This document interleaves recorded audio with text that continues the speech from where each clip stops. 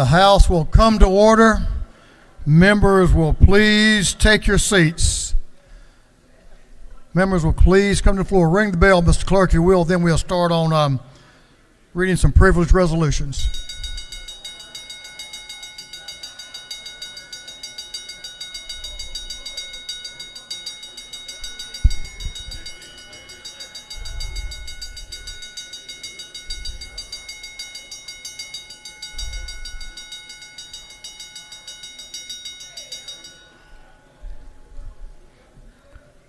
Members, in an effort to be efficient and respectful of the clerk's office, we're going to have Mr. Clerk read the caption to a group of privileged resolutions. Mr. Clerk.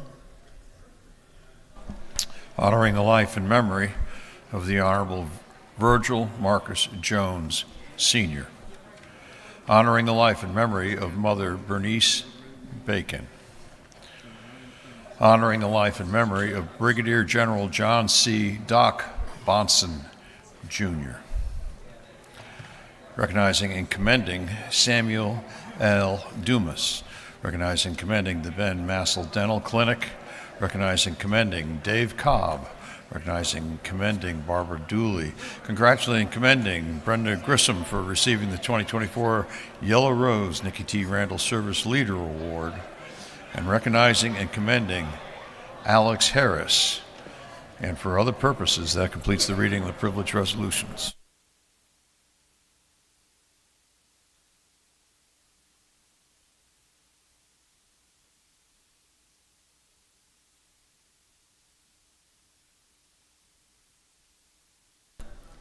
Is there any objection to adopting the privileged resolutions? The chair hears none, and the resolutions are adopted.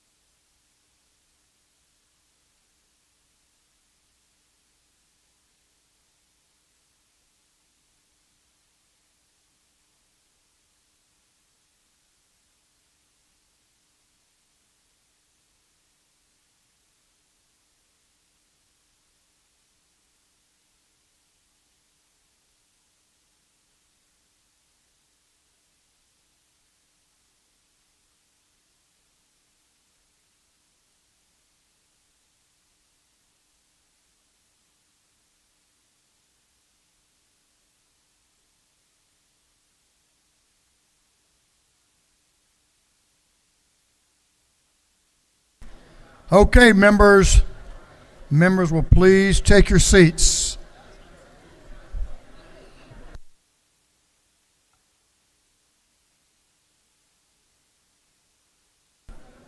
Members, we're going to move on to the rules calendar, back on the rules calendar. So at this time, I need members to take seats. We're going to handle our road namings. Chairman Prince, if you'll come down front. We're going to have members, if you have conversations that need to occur, this is a special time in this chamber as we respect members who've named different transportation projects around this state and honor some very, very important people to the state of Georgia. Members will please take your seats.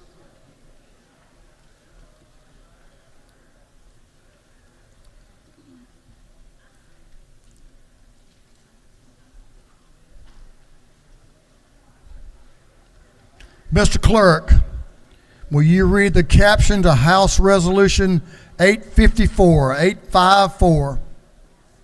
House Resolution 854 by Huddleston of the 72nd, a resolution honoring the life of Mr. Keith Jackson and dedicating an intersection in his memory.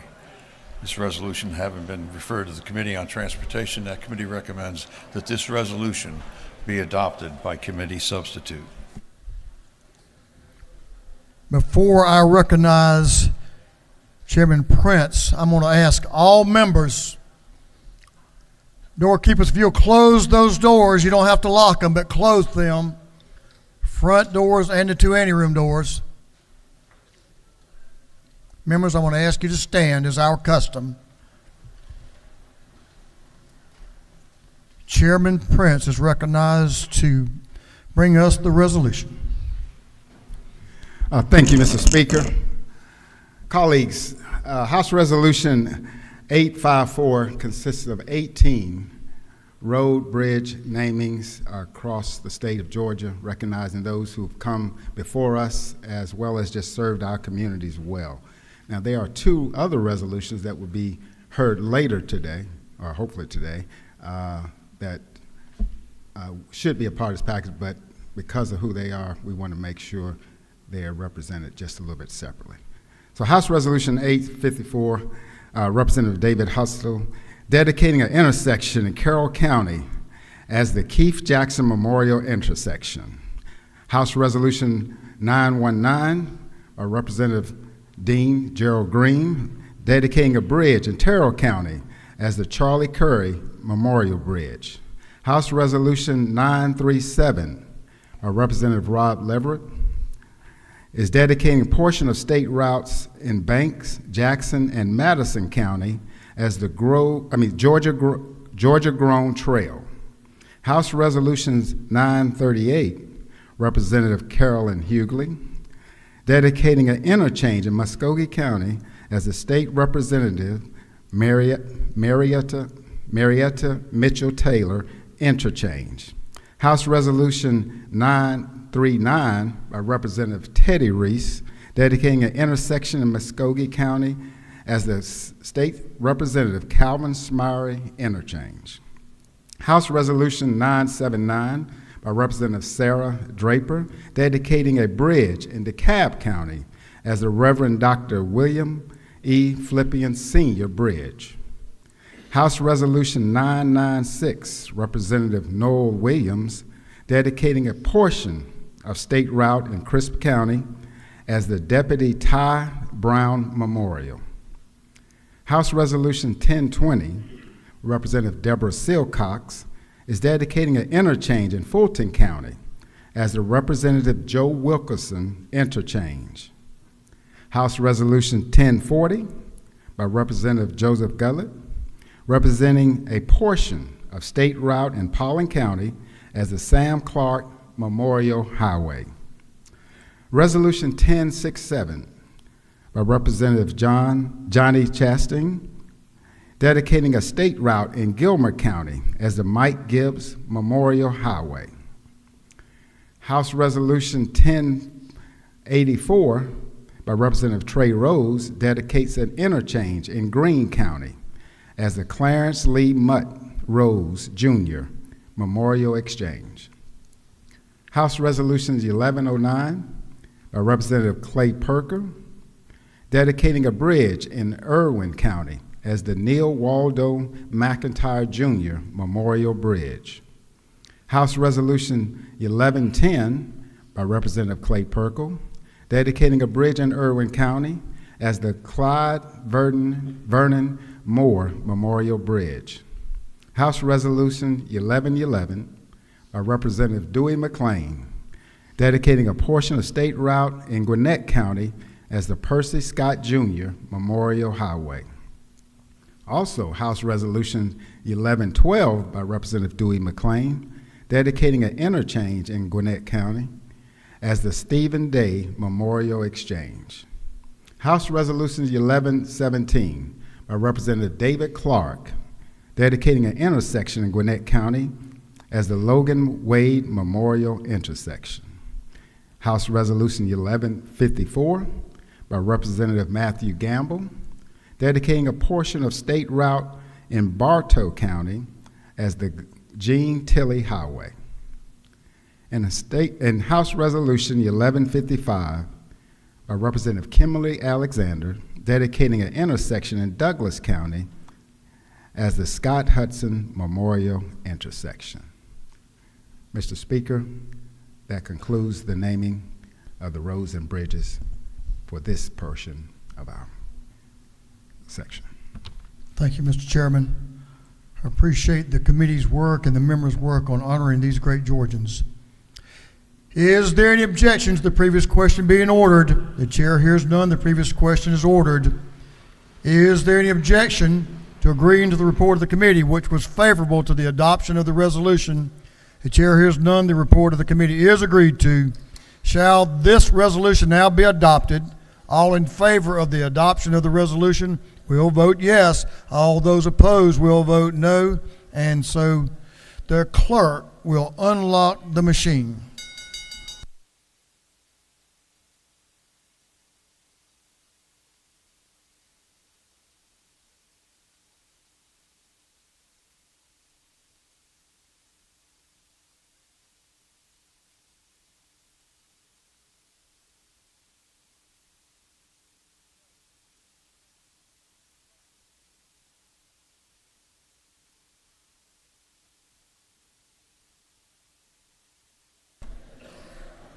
Have all members voted?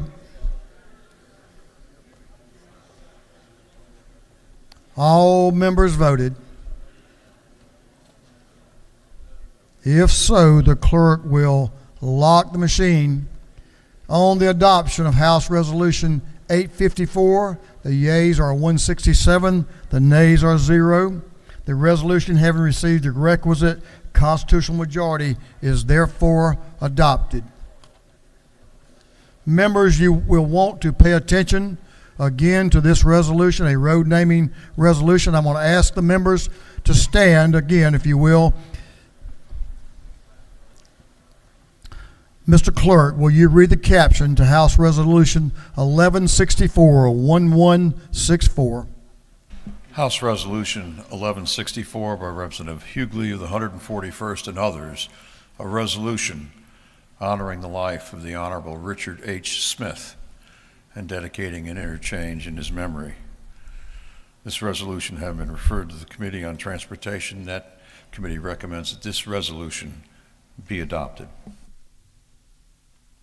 I'm sure the people of Columbus and Muskogee County are indebted to you for bringing this resolution honoring the fair son of the city of Columbus. So, Representative Hughley, you're recognized to present the resolution.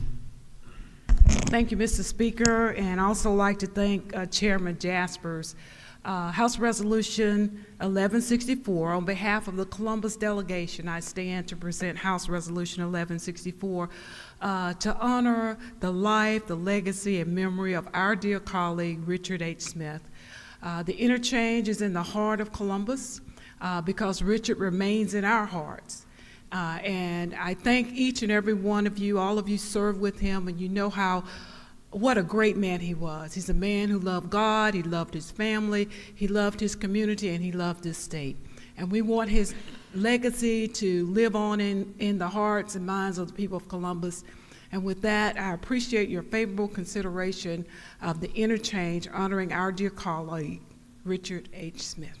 Mr. Speaker, I yield the well. Thank you, Representative. Y'all know, as I say, a story seldom told is soon forgotten. This will help the people of that travel into Columbus to always say, well, who was that man? Must have been a fine, fine man. And he absolutely was, as all of you in this House will agree, my colleagues. Thank you for the Columbus delegation bringing this resolution. Thank you, Mr. Chairman, Transportation Committee, for recognizing this very, very important man, each one of us, and the contribution he made to the city of Columbus and to our state. Is there any objection to the previous question being ordered? The chair hears none. The previous question is ordered. Is there any objection to agreeing to the report of the committee, which was favorable to the adoption of the resolution? The chair hears none. The report of the committee is agreed to. Shall this resolution now be adopted? All in favor of the adoption of the resolution will vote yes. All those opposed will vote no, and the clerk will unlock the machine.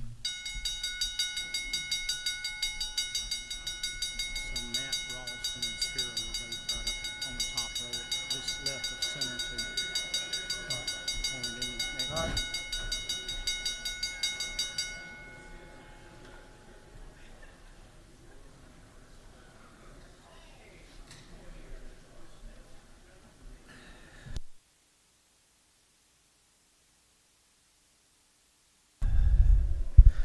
I don't know why I get emotional when I think about Chairman Smith as many times he shut me down in the Rules Committee. But I do.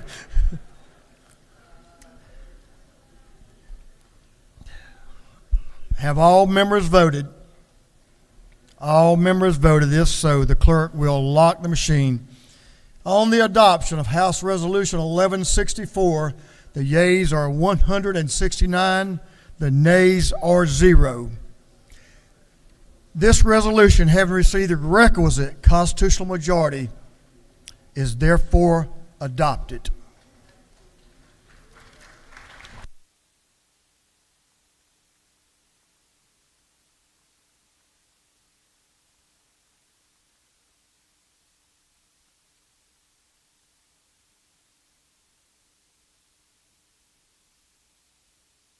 Members, I'm going to ask you to remain standing for another resolution.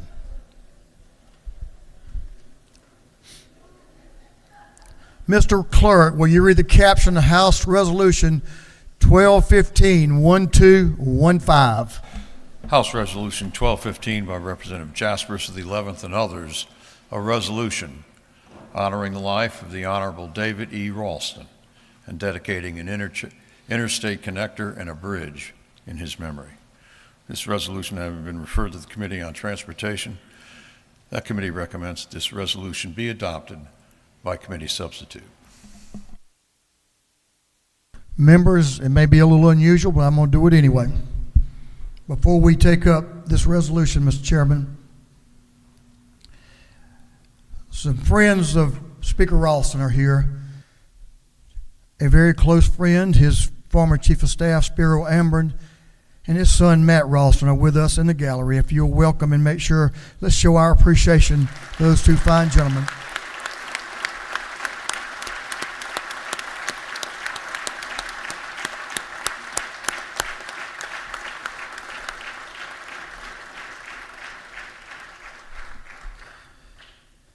Chair recognizes another friend of Speaker Ralston's, Chairman Rick Jaspers, to present the resolution.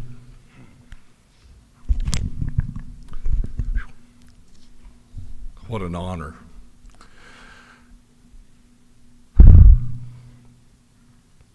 What an honor for me to get to do this resolution. You know, this is, like we say, House Resolution 1215, and we were talking about it in committee, and we certainly want to separate these two because they're just giants among us.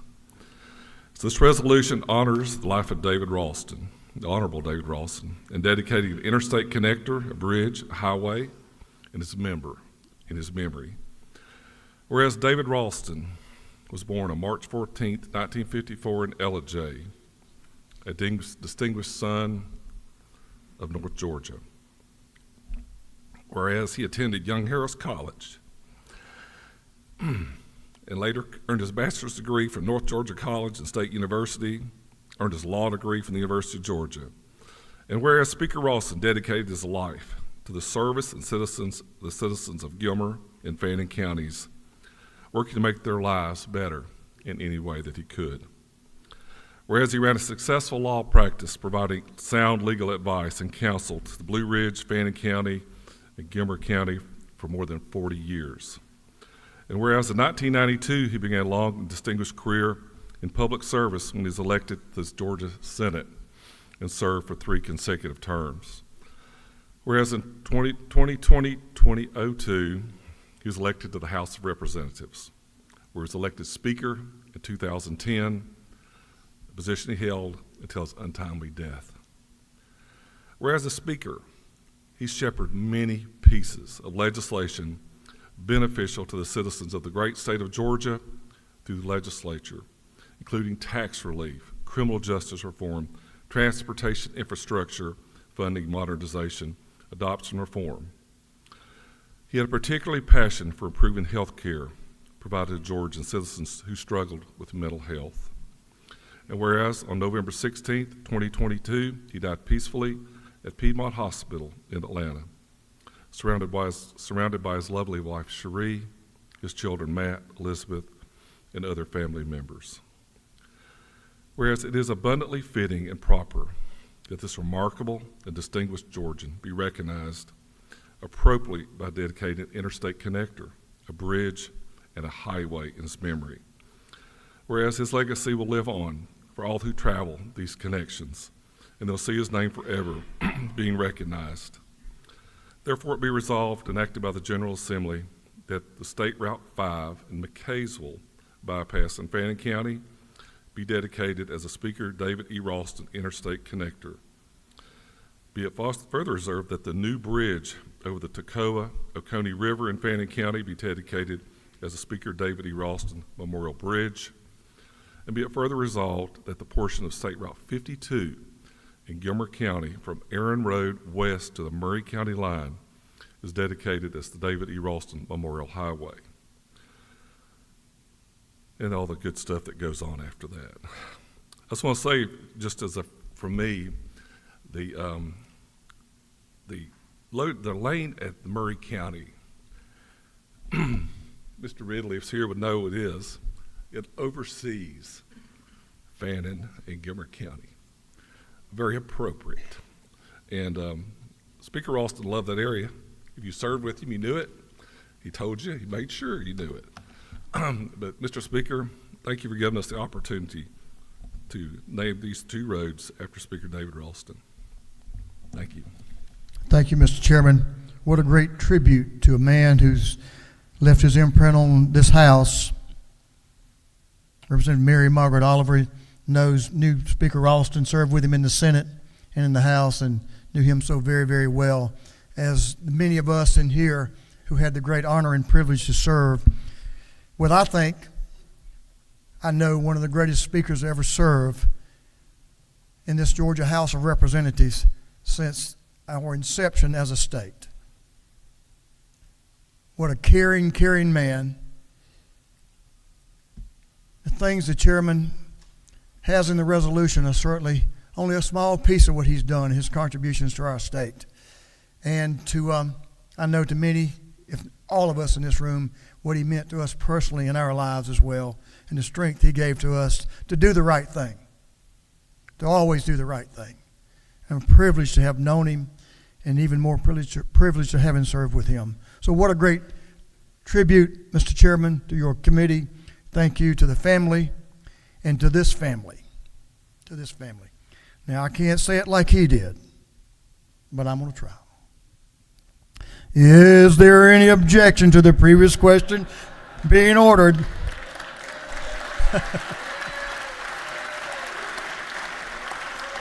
I can't get down there, but I'll get there as close as I can. What do you think, Mr. Clerk? Wasn't even close, was it? The chair hears none. The chair hears none. The previous question is ordered.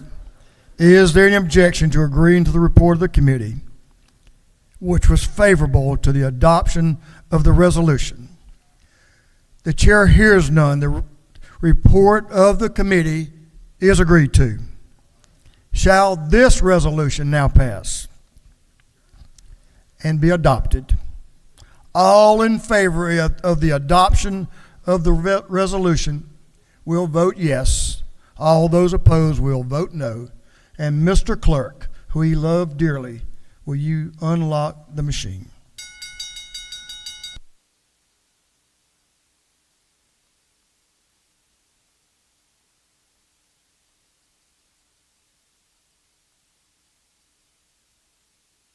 Have all members voted? If so, the clerk will lock the machine. On the adoption of the resolution, House Resolution 1215, the yeas are 169, the nays are 0. The resolution, having received the requisite constitutional majority, is therefore adopted. Thank you, members.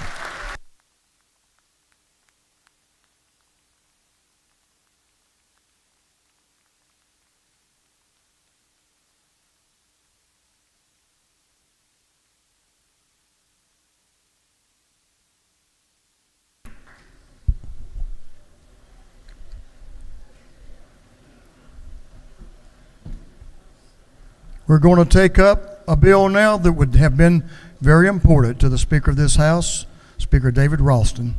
Mr. Clerk, will you read the caption to House Bill 1409, 1409? House Bill 1409 by Representative Leverett of the 123rd to be entitled an act to amend Chapter 1 and Title 51 of the Official Code of Georgia annotated relating to general provisions relative to torts so as to limit liability for mental health care providers under certain circumstances. This bill having referred to the Committee on Public and Community Health, that committee recommends that this bill do pass by Rules Committee substitute.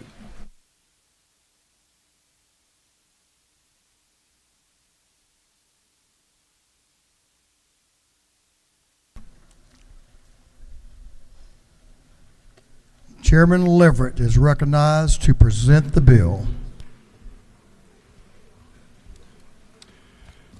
Thank you, Mr. Speaker. Ladies and gentlemen of the House, at this point, this is sort of getting like deja vu all over again, I guess, getting to present bills to you today, but I'm honored to present to you House Bill 1409, a bill that is designed to ensure the provision of mental health care services to the people of our state, those who are in particular dire need of it. So you know, this is an initiative of the Speaker, and it continues the tradition started by Speaker Ralston, whom we just honored, and continued by Speaker Burns of trying to address the mental health care needs of our state. But all of our programs and all of the parity we impose and all of the funding mechanisms we adopt will all be for naught unless the mental health care service providers are here to provide the services that our citizens need. This bill is designed to address that issue. As you know, this bill, well, as you know, we have extended certain protections to ER doctors and OBGYNs to try to encourage the provision of those services. This bill is patterned after that model. It basically extends the protection by changing the standard of fault from negligence to gross negligence for the mental health care providers who are providing services to some of the most needy, those who need inpatient services, whether it be acute services, long-term, or the therapeutic foster care. So this is intended to try to encourage the providers of those services to be here, to stay here, or to come here to provide those services to people who just so tremendously need it. But a constituency that tends to be a challenging one to provide the services to. So we hope this will encourage that. So it does it primarily by that vehicle. It is a negotiated bill. It has the approval of actors within that industry who provide those services and of GTLA. It was a result of a number of compromises that both of them made in good faith, and we think this will help extend the provision of those services. One thing it will do, we've had some discussion about hoteling here when it comes to DFACs and providing services to children in need. This therapeutic foster care is an alternative to that, a much more positive, much more useful alternative. So I hope you will join me in supporting this bill. We believe it's good policy and reflects a compromise that is intended to ensure the provision of these services to our a very needy part of our population. We would ask your support for it. Mr. Speaker, I will yield for questions. Gentleman does have a couple of questions. If you'll yield to Representative Newton to your right. Representative Newton is recognized.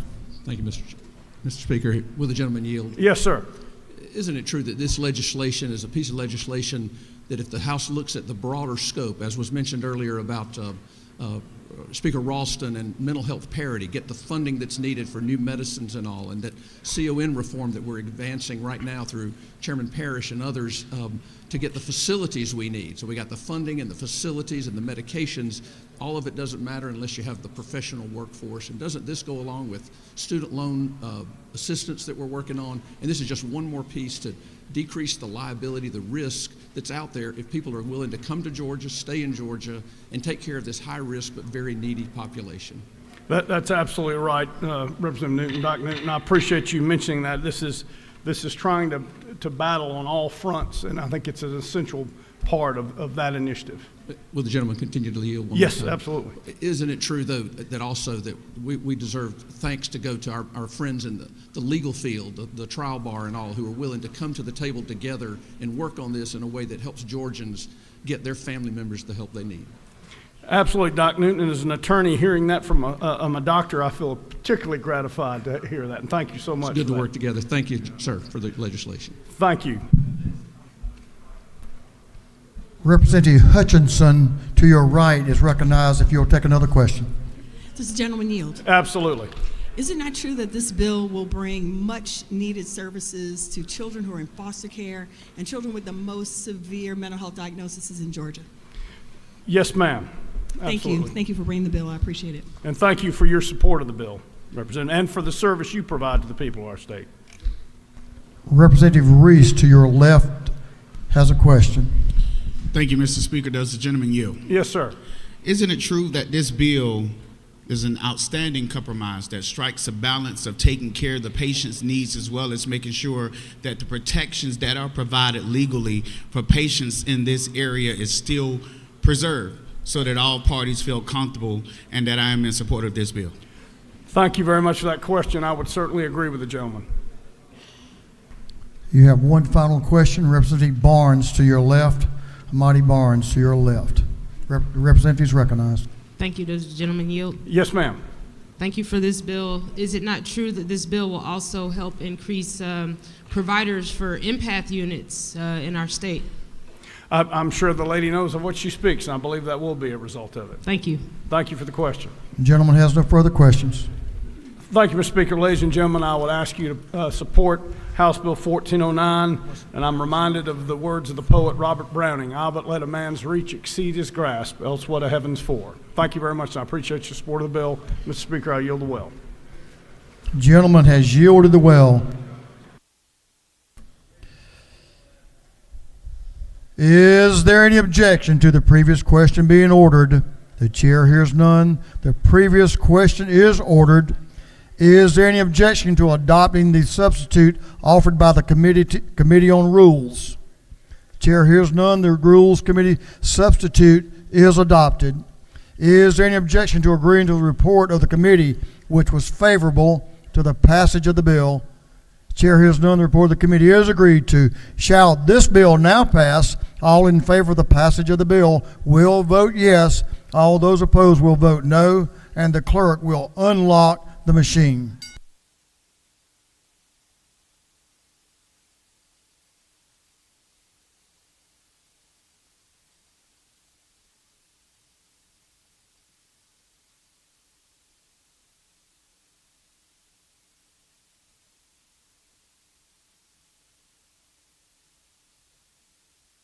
Have all members voted? All members voted. If so, the clerk will lock the machine on the passage of House Bill 1409. The yeas are 170, the nays are 0. The bill, having received the requisite constitutional majority, is therefore passed. Members, if you'll help me join in welcoming and acknowledging former Representative Marie Metz to the floor today. Representative, it's great to see you. You look great. Good to have you back with us.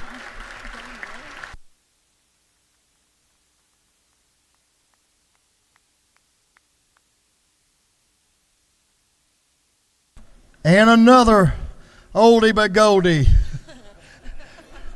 Representative Jay Neal. It's good to have you, friend. It's good to see you.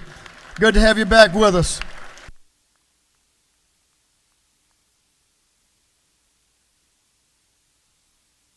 Mr. Clerk, will you read the caption to House Bill 1197, 1197?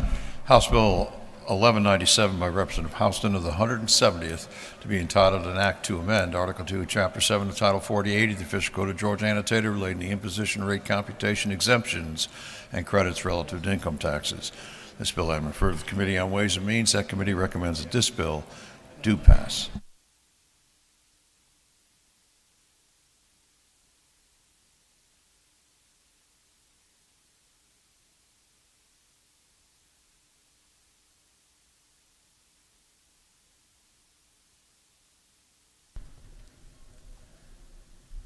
Chair Lady Houston is recognized to present the bill. Chair Lady Houston. Thank you, Mr. Speaker.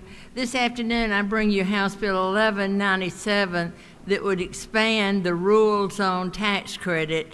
Many of you have become familiar with this tax credit in small towns because if you visited many small towns across Georgia, it has helped revitalize downtown. And this would extend the tax credit for 8 more years. And it's not, you know, when you think of tax credits, you think of a lot of money, but this tax credit has really transformed many downtowns for less than $10 million, and it has brought in over $178 million in development into rural Georgia. And they also, the Rural Development Council realized that housing is quite a problem in rural Georgia, and so they've extended a part of this, put another part in it for tax credits for historical structures that provide housing. And this would be with the approval of the Commissioner of the Department of Community Health. Many of you see a lot of towns that had 2-story buildings, and they've turned these into loft apartments to get people back downtown, and we hope that that will do that. And if I have any questions, I'll be glad to answer them. If not, I'd like your favorable vote. I know you approve it. You do have a question Okay. from someone who knows a little bit about rural Georgia. The co-chair of the Rural Development Council, Chairman Mac Jackson, to your right, has a question. Thank you, Mr. Speaker. Does the gentlelady yield? Yes, to my friend, I yield. Thank you. Madam Chair, is it not true that the Rural Development Council wanted this bill? Yes, sir, and thank you for your work on the Rural Development Council, and thank you for Dean Green's work. Y'all did a wonderful job this summer. Thank you for bringing this bill, Madam Chair. Lady Yield, you have a question to your left from Representative Kelly from the 16th District. Oh, I'm ready. I deserve anything he throws at me.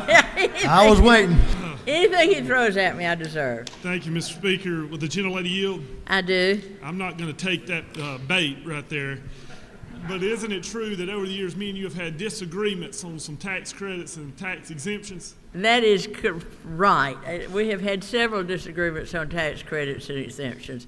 And my friend Debbie Buckner was on my side. As were a lot of people at different times. But isn't it true we can both agree that this is a great bill that advances rural Georgia? And I know no one in this chamber that cares more about rural Georgia than the lady in the well. Thank you, my friend. Thank you so much. If there are no other questions, I yield the well and ask for your favorable support. The lady has yielded the well. Is there any objection to the previous question being ordered? The chair hears none. The previous question is ordered. Is there any objection to agreeing to the report of the committee, which was favorable to the passage of the bill? The chair hears none. The report of the committee is agreed to. Shall this bill now pass? All in favor of the passage of the bill will vote yes. All those opposed will vote no, and the clerk will unlock the machine.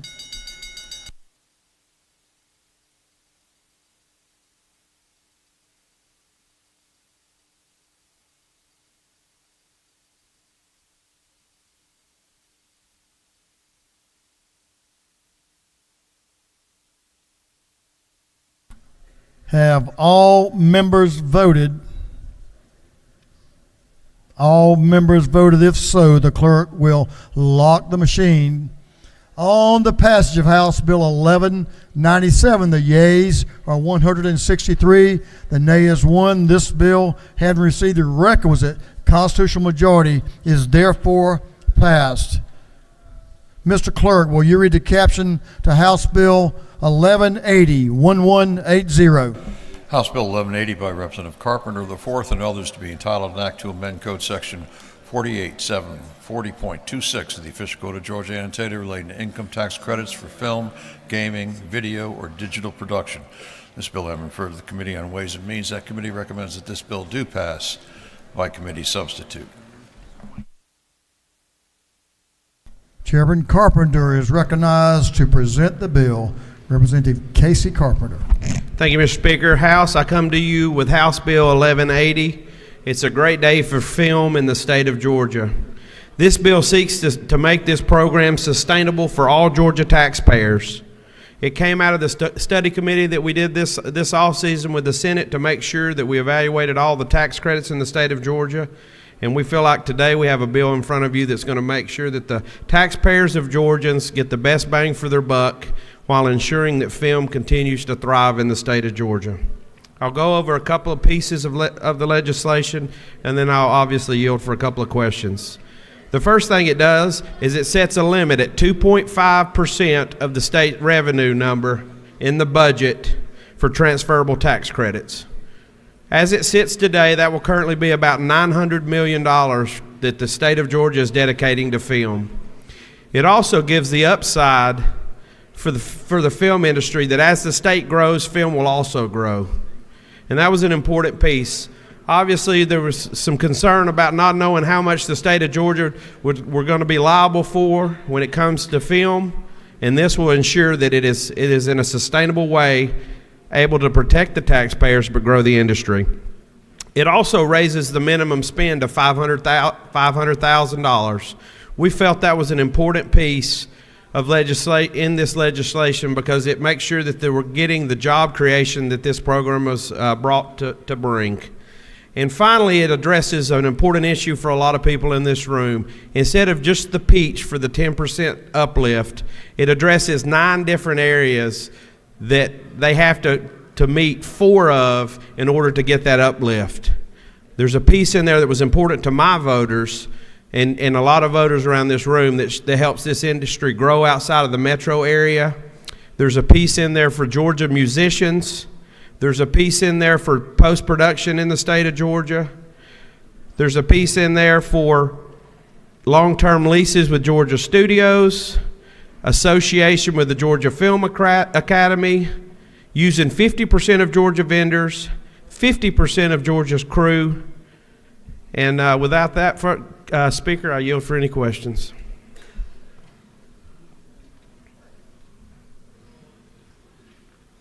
The gentleman has a couple of questions. Representative Fry to your left. Representative Spencer Fry has a question if the gentleman yields. You used to be back there. You're really moving up in the world there. Representative Fry. Does the gentleman yield? Absolutely. Isn't it true that this bill, like you mentioned, will give opportunities for starting musicians in Georgia to be able to have an opportunity to have their music get used in film, which would further their careers, and this will do a lot for the musicians of the state? Absolutely. I appreciate your work on this issue. We both share a love for music, especially Georgia music, so we appreciate your help on this in the legislation. I yield for another speaker.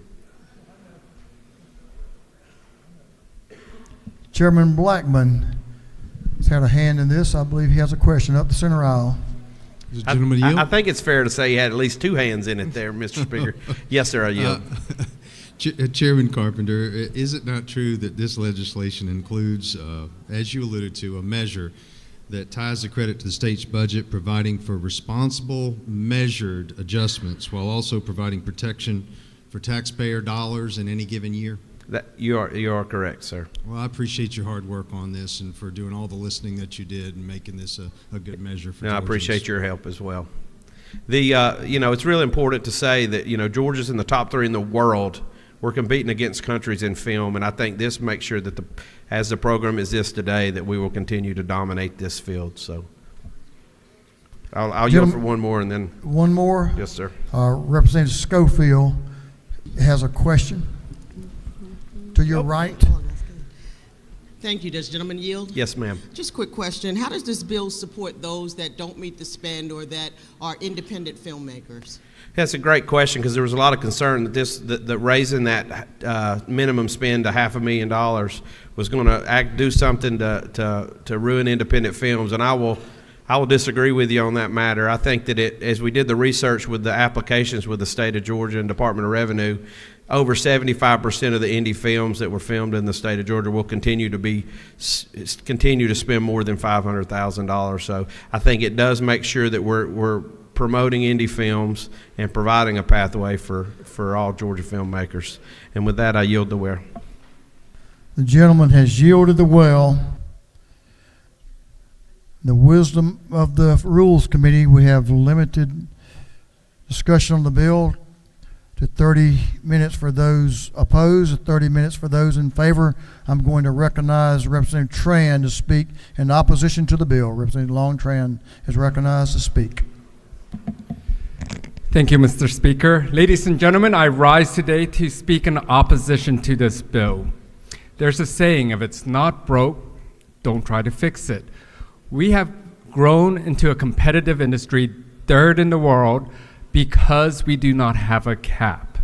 I can tell you Canada doesn't have a cap, the UK doesn't have a cap, and other states across our nation are looking at removing their caps.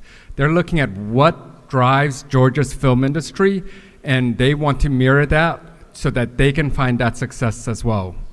In 2019, I had the honor to go to Serbia to film a movie. We filmed in Serbia and we filmed in London.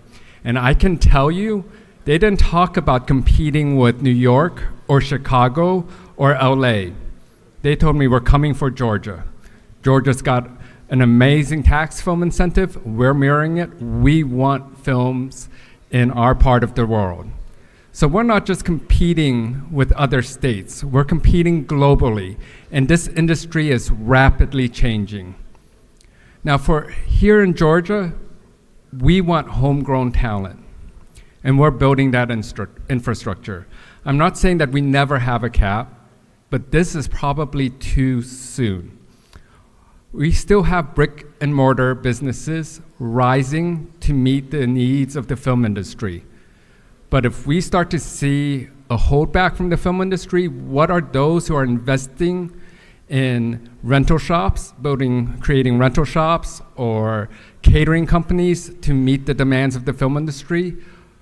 What are they going to do when they have to stop midway because film production starts to come to a slow or they start going elsewhere? We have had an amazing growth in the last 10 years. I started working in the film industry in 2014, and I can tell you that we still have a long way to grow. We still have to fulfill our promises to all of our growing next generation of film workers, whether they're carpenters, plumbers, electricians. We promised them if they went to the technical colleges, if they went into these fields, costume design, catering, electrician, carpentry, that they would have work.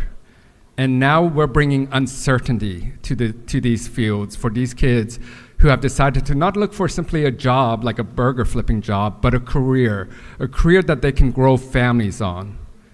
And so I have concerns that this will stagnate our industry.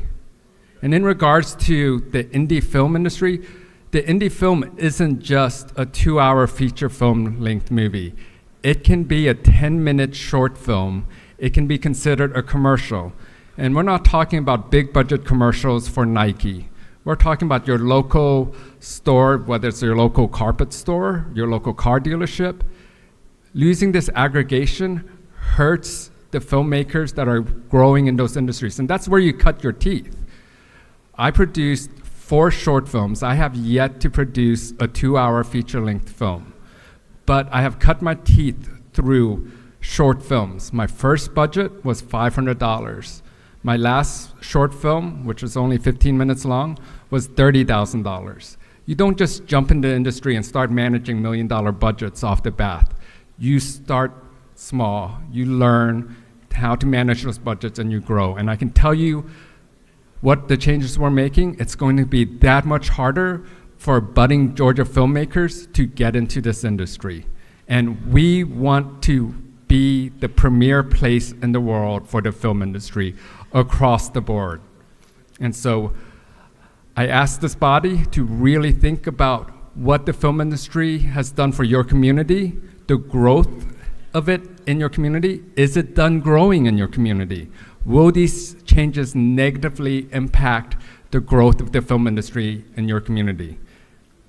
I hope we continue this discussion as we go forward, as we look at this bill. I hope that some changes can be made to keep us competitive, not to be third, but truly become a world-class leading film place in the world, because that industry is changing, and I believe we have the talent right here in Georgia to start leading the way. Thank you, Mr. Speaker. I will yield the well. The gentleman has yielded the will. Representative Derek Jackson is recognized to speak to the bill. Representative Jackson. Thank you, Mr. Speaker. You know, the great modern philosopher Jay-Z says, men lie, women lie, numbers do not lie. In 2007, right here in Georgia, the film and television industry was $300 million direct impact. Today, the film and television industry direct impact is $4 billion. It is my humble opinion that this bill, House Bill 1180, sends the wrong message to all businesses that Georgia's commitment is subject to change at any time without notice, which creates an environment of uncertainty. Typically, businesses' responses to uncertainty is to take their business elsewhere. We know this to be true because a lot of businesses in the last 10 years have been coming to Georgia. I quote from the Georgia Economic Development website, "Our portfolio of incentives begins with a tax credit to spur job creation and includes an array of other credits for investing in R&D, shipping through ports, and making key expansion investments. Georgia tax exemptions are just as robust. They can save you lots of money in startup and operating costs," unquote. In this chamber, we often say we do not leave no one behind. That includes small businesses. There's language in this bill, House Bill 1180, will leave a lot of small businesses behind.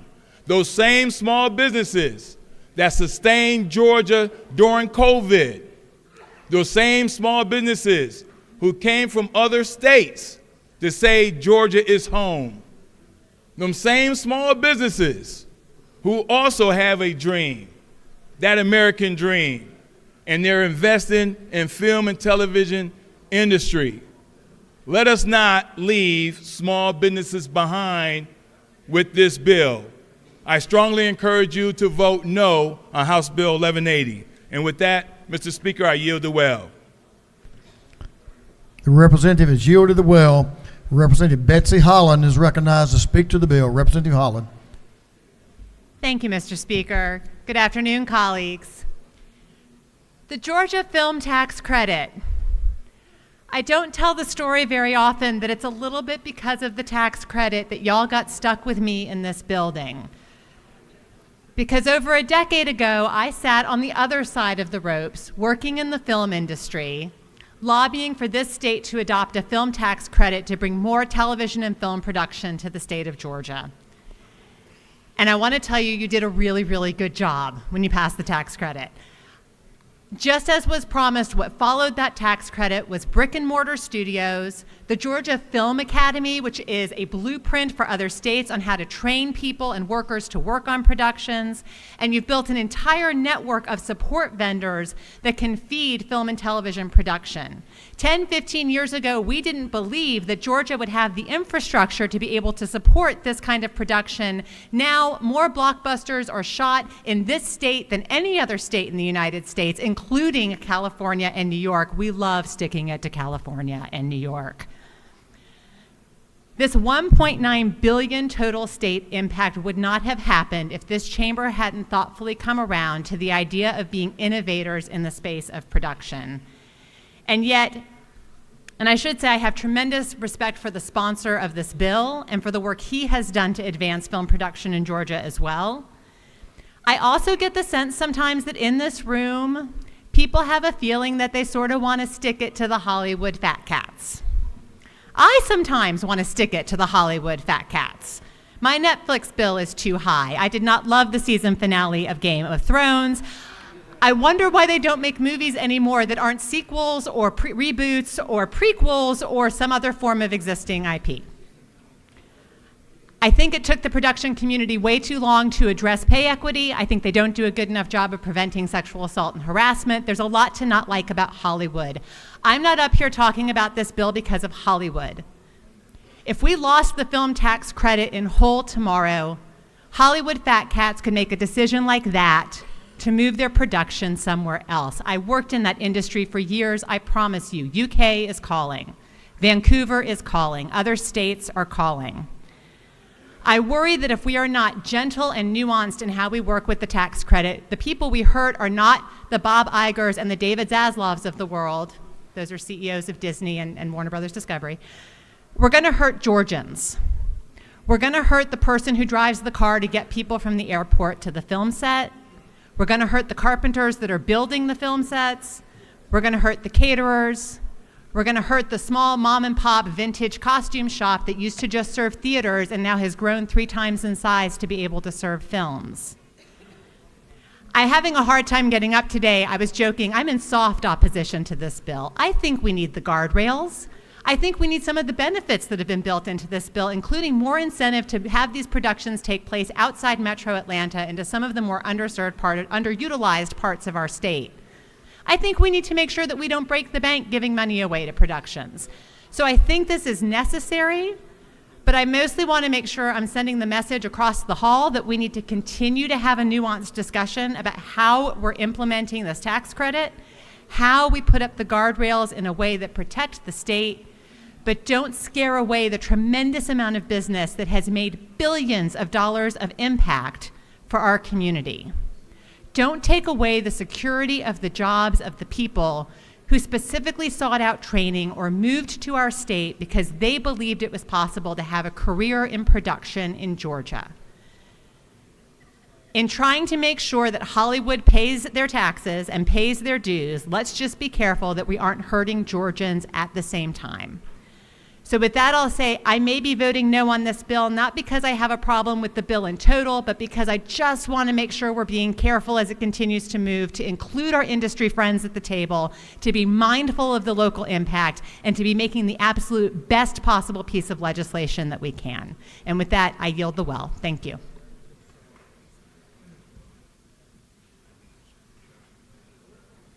That concludes those that spoke opposed to the bill. We're going to recognize Representative Crow to speak in favor of the bill. I know you won't take 30 minutes.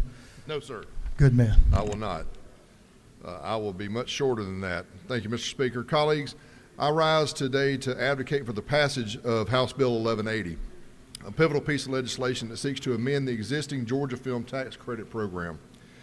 This bill will sustain our state's position as a leading destination for TV and movie productions while simultaneously ensuring responsible fiscal management and equitable distribution of economic benefits across our communities. Since its inception, the Georgia Film Tax Credit has catapulted our state to the forefront of the entertainment industry, attracting a myriad of productions and generating substantial economic activity. However, as the industry has flourished, so too have the associated costs to our state revenues. It is imperative that we implement measures to safeguard our fiscal stability while preserving the attractiveness of our incentive program. House Bill 1180. Thank you. House Bill 1180 introduces critical reforms that strike a delicate balance between incentivizing production companies and safeguarding taxpayer interests. By amending the definition of base investment and establishing an aggregate base investment threshold, this bill ensures that only productions with significant economic impact in Georgia qualify for tax credits. Moreover, the bill introduces new criteria for additional credits, incentivizing productions to hire Georgia residents, utilize local vendors, and make capital investments in our state studio facilities. House Bill 1180 is not merely about fiscal prudence, though.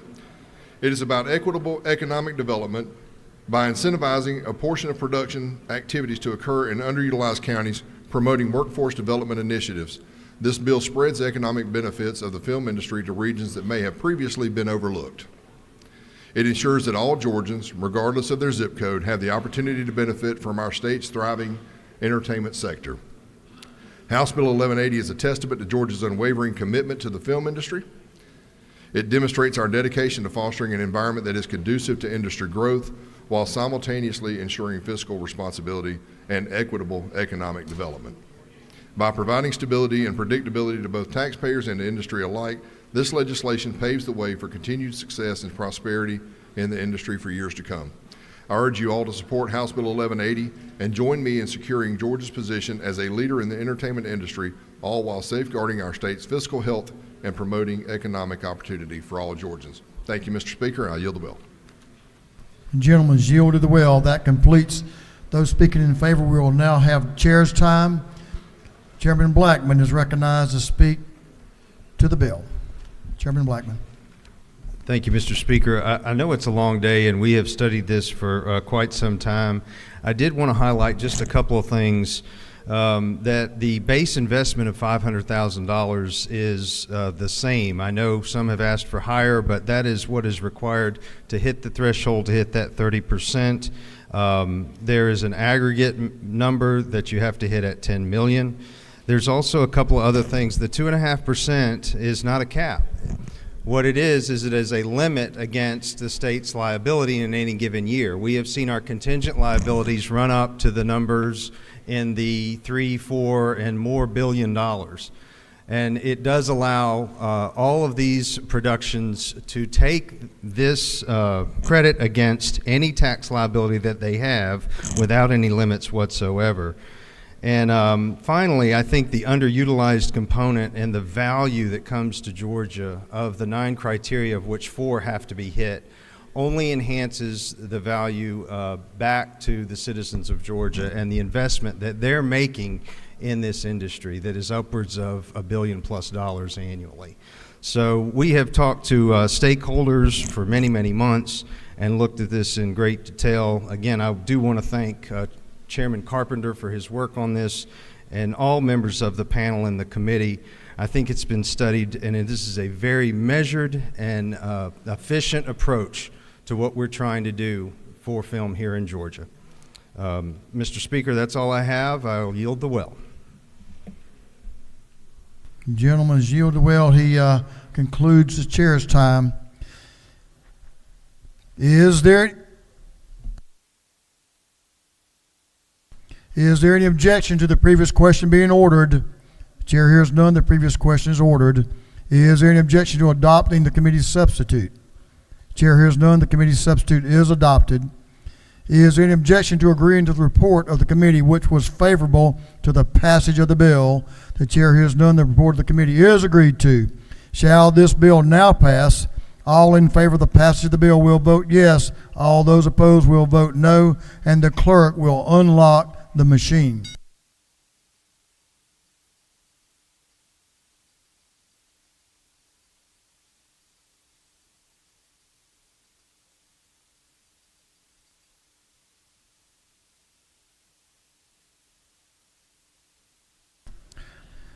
Have all members voted? For what purpose does Chairman Carson's rise? Pursuant to Rule 133, Mr. Speaker, I ask to be excused from this vote. Gentleman has that right, and the journal will so reflect. For what purpose does Chairman Werkheiser rise? Parliamentary inquiry. State your inquiry.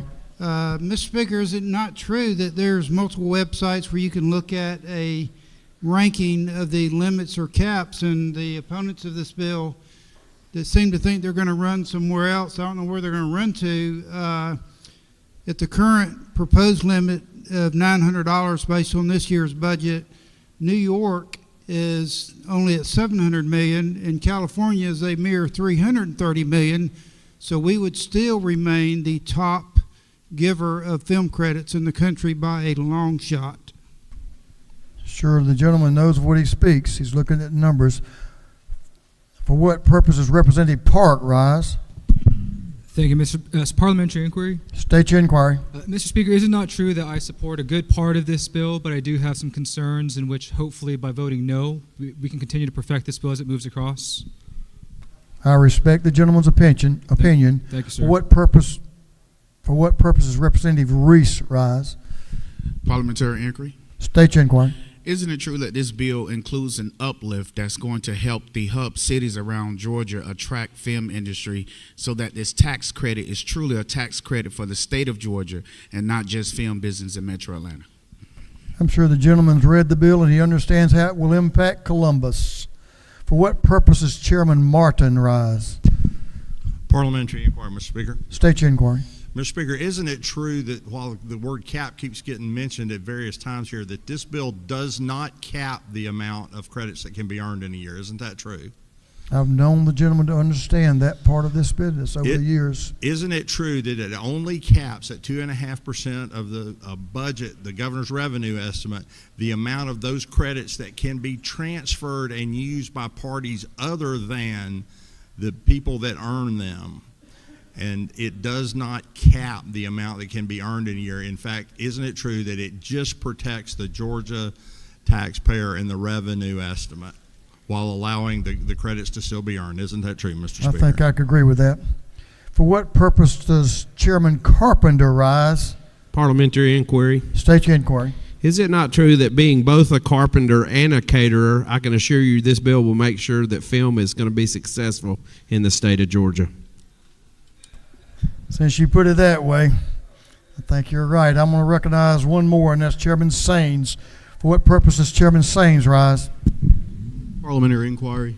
State your inquiry. Is it not true that though I remain concerned on the impact on indie films that are greatly produced in non-metro areas, I do appreciate this body's work in recognizing more communities in the rural areas under this bill, and that's why I'm voting in favor. I'm sure the gentleman and these members understand the impact of this bill. Now, have all members voted? If so, the clerk will lock the machine on the passage of House Bill 1180-1180. The yeas are 131, the nays are 34. This bill, having received the requisite constitutional majority, is therefore passed. Members, I'm going to ask you to give me some indulgence on this next bill. I'm going to call House Bill 1341 that just passed out on a supplemental calendar. It is in your book. It is in your books. This is the state symbol that we recognize the Georgia wild white shrimp as the official state crustacean. Now I will in full disclosure, I do have a personal interest here. The young people down in Effingham County studied this and brought it to a vote. They examined all the crustaceans that exist on our coast. And I think it is more than fitting that we recognize the Georgia wild white shrimp and what it not only means as symbolic as a crustacean for Georgia, but what it means to the people of our state and our history. So I won't go any further. If the membership will indulge me on this one, I would appreciate it. Your indulgence will be paid back many times over in some one way or the other, Mr. Minority Leader. Mr. Clerk, will you read the caption to House Bill 1341? House Bill 1341 by Representative Saints of the 180th and others to be entitled an act to amend Article 3, Chapter 3, Title 50 of the Official Code of Georgia annotated relating to other state symbols so as to designate white shrimp as the official state crustacean. This bill has referred to the Committee on Special Rules. That committee recommends that this bill do pass. Representative Stephen Sains from down in Glenn and Camden County is recognized to present the bill on the coast. Thank you, Mr. Speaker. And since we just talked about our film industry, I'll start with a quote by a very famous film produced partially in South Georgia. Shrimp is the fruit of the sea, and it is now going to be an official crustacean of this state. There's many different ways to cook it, and regardless of the ways you enjoy it, we know that the Georgia shrimpers are hardworking individuals, and they have faced many market pressures from our international counterparts. This is just one small way to recognize that wild Georgia white shrimp are by far the best choice for Georgia consumers and all consumers across our nation. And we definitely appreciate the STEM Academy and Effingham College and Career Academy, Mr. John Carcel's class. They were our junior House Budget and Research aides who created this through their zoology class and did a school project and got the attention of a certain very honorable member of this body and presented to our committee, and we're very pleased that this is coming before you for consideration at a very ample time. With that, if I have no questions, I'll yield the well. You have a couple of questions, and we have a speaker who signed up to speak, and I guess he gets to. Representative Nulowitz to your left has a question. The gentleman will yield. Does the gentleman yield? I do. Is it not true that these shrimp are so tasty, so delicious, and they literally don't even require a backbone to support this legislation? Unlike every member in this body, those shrimp don't have a backbone. You're correct. I'll yield for one more, or as many as you'd like, Mr. Speaker. Representative Donahue, who lives inland, has a question, I think, and maybe he can understand what shrimp are about. Gentleman yield. I do. Is it not true that today at 6 we're supposed to have fried shrimp, boiled shrimp, blackened shrimp, shrimp gumbo, garlic shrimp, shrimp and grits, and smoked shrimp? As long as they're not oysters from your neck of the woods, I'm great with that. I agree with that too. Mr. Speaker, I'll yield the well. I know there's a lot of attention to be taken into this. The gentleman has yielded the well. We'll now recognize we have one speaker signed up to speak, and that's Chairman Buddy DeLoach from town in McIntosh and Glenn counties on the coast. Representative DeLoach. Thank you very much, Mr. Speaker. Many of you know I publish pictures that I take of the shrimp boats passing by my dock on the Sapelo River. This shrimping season before mid-season, those boats cease to pass there every day. They tied up at the dock. The dock quit buying their shrimp, their catch. And the reason for that was this past year in this country we imported more foreign pond-grown shrimp laced with antibiotics and Lord knows what else than the total consumption in this country. I hope that by next year we're able to come back here and with some kind of legislation or figure out a way to do what the federal government's failed to do, and that's protect our local shrimping industry. About 2/3 of the shrimping industry in the state of Georgia is in McIntosh County, and these are people that have been there 5, 6, 7, 8, 9 generations. And I can tell you from having spent a very brief stint, that means 4 days, on a shrimp boat, it's hard work. When this generation's gone, nobody else is going to come along and do it. It's just too hard. Now I'm going to do one other thing, and Speaker's probably not going to like this very much, but Mr. Speaker, I'm just too old to worry about that. This bill came here through the impetus of the First Lady of this House, and so I'm going to take this opportunity to say what many of you have said to me. This is a different and a far better House because of the contribution that our First Lady has made, and I just want to take this opportunity to say thank you. Mr. Speaker, I yield the well.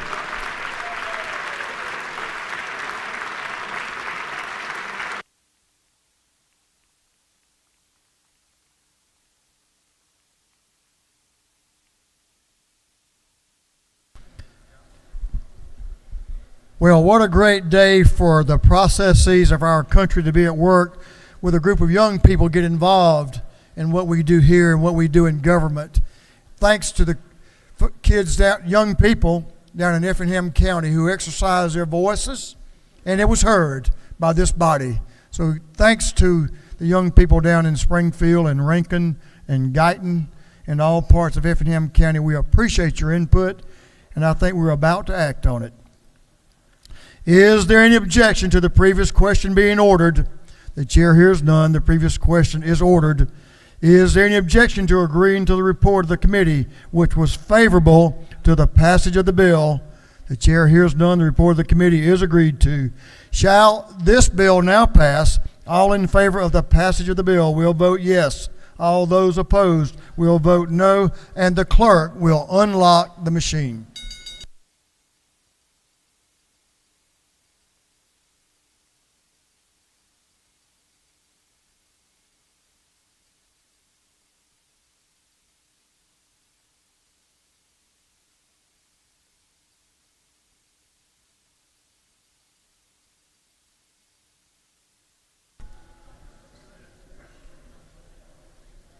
Have all members voted? I'm going to take a couple of parliamentary inquiries. For what purpose does Representative Moore rise? Parliamentary inquiry. State your inquiry. Mr. Speaker, isn't it true that while Representative Donahue can recite all the names of the cooked shrimp, that I actually can cook them? I'm sure the lady is correct. I'll just agree with that. For what purpose does Chairman Petrie rise? Parliamentary inquiry, Mr. Speaker. State your inquiry. Mr. Speaker, is it not true that Representative DeLoach and I actually both wanted to amend this bill to name former coastal friend and coastal representative Don Hogan as the state crustacean?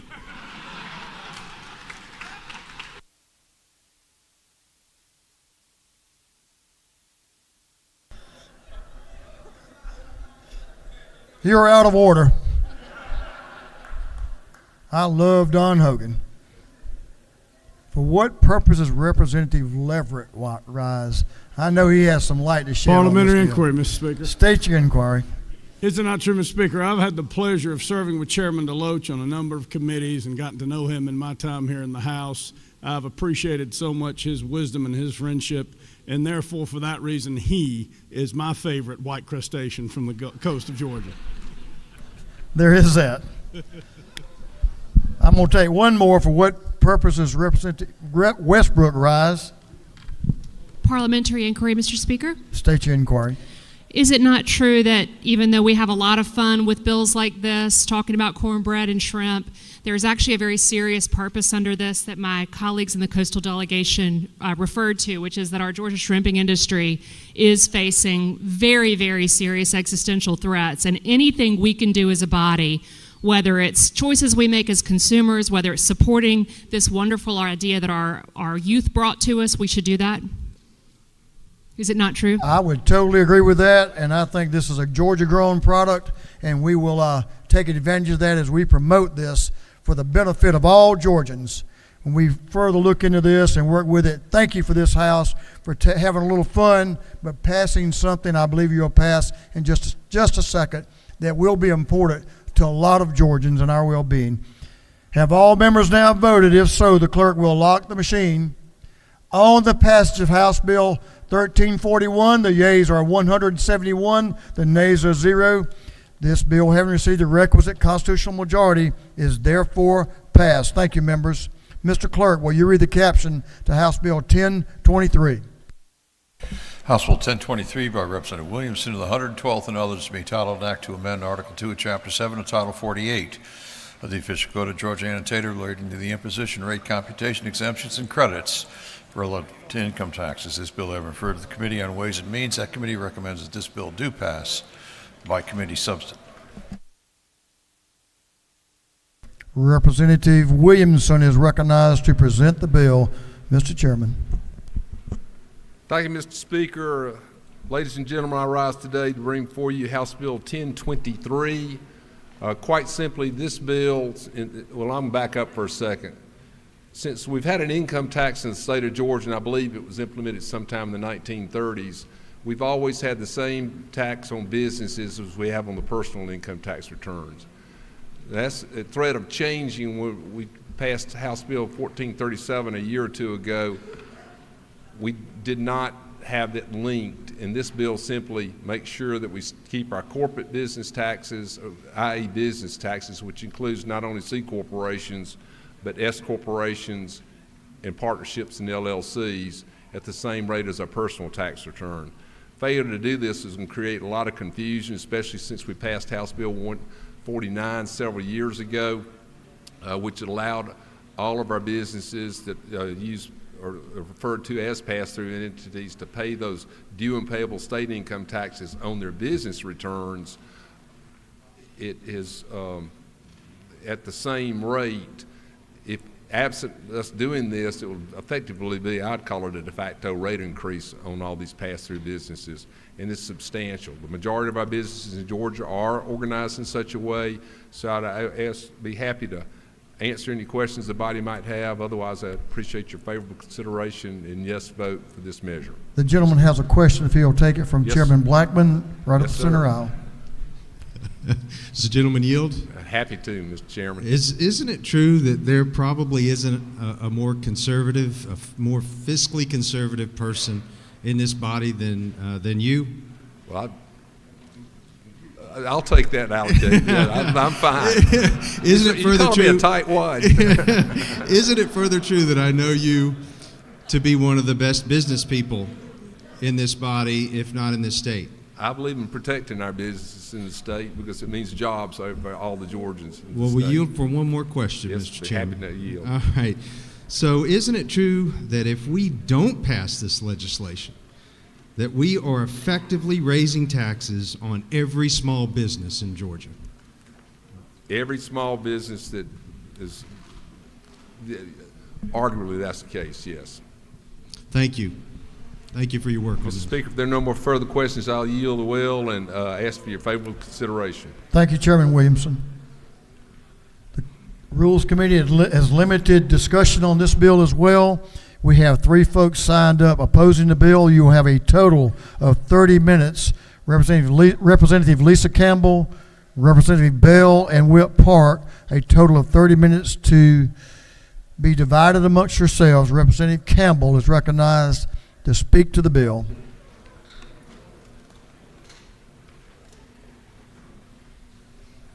Representative Campbell.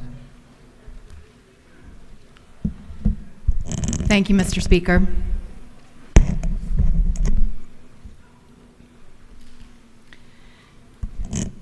Today, as a longtime business executive and a small business owner who also cares about the economy in parallel to Georgians as citizens, I rise today to oppose HB 1023.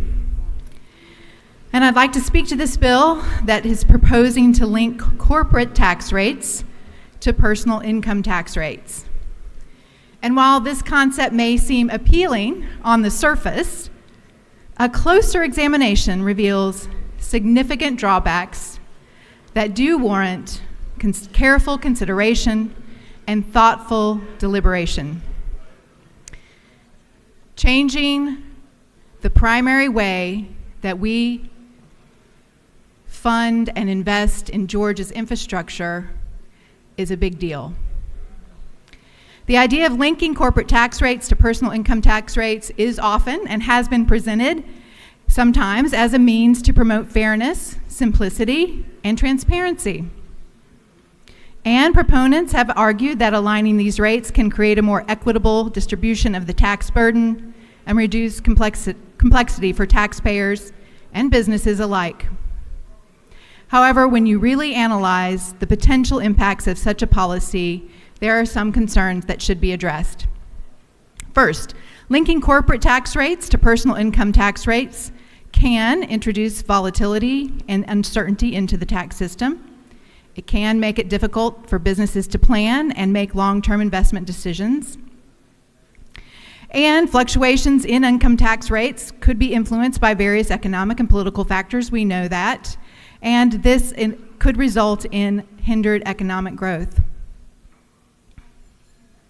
Some studies suggest a correlation between changes in personal income tax rates and corporate tax revenues, but others find little to no significant impact. For example, a study in 2010 found that changes in personal income tax rates have only modest effect on corporate tax revenues, but other factors play a more substantial role in determining the corporate tax rate. I'm curious to know if many of you know that Georgia has the 33rd most regressive state and local tax system in the country, according to the Institute on Taxation and Economic Policy. Linking corporate tax rates to personal income rates may undermine the progressive nature of a tax system and exacerbate income inequality. And this is the primary reason that I'm speaking against this bill today. Corporate profits typically are primarily derived from capital income, which tends to be concentrated among high-income individuals and shareholders. And by directly tying corporate tax rates to personal income tax rates, we risk perpetuating a system where the wealthiest individuals and corporations pay proportionally less in taxes than middle-income individuals and low-income households. Additionally, research has shown that corporate tax cuts do not necessarily lead to increased investment, job creation, or economic growth. Proponents of linking corporate tax rates to personal income tax rates may argue that such a policy would stimulate investment by reducing the tax burden on businesses. But the studies do not show this. They instead show mixed evidence regarding the efficacy of corporate tax cuts as a tool for promoting economic activity. For instance, a study by the Congressional Research Service in 2017 concluded that corporate tax cuts have only a limited impact on investment and job creation. That same study shows that consumer demand, market conditions, consumers play a more significant role in driving economic growth. Moreover, the linkage between corporate tax rates and personal income tax rates may create unintended consequences for those same small businesses and entrepreneurs we just heard about. Because small businesses often operate as pass-through entities, meaning that their profits are taxed at the individual level currently rather than the corporate level. And this could disadvantage these businesses by subjecting them to higher tax rates. And the result of that could stifle some entrepreneurship and innovation. This bill has the potential to continue and perpetuate and increase disparities between the share of personal income taxes compared with corporate income taxes, thus ensuring those who have the least may continue paying some of the highest share of income in the state and local taxes.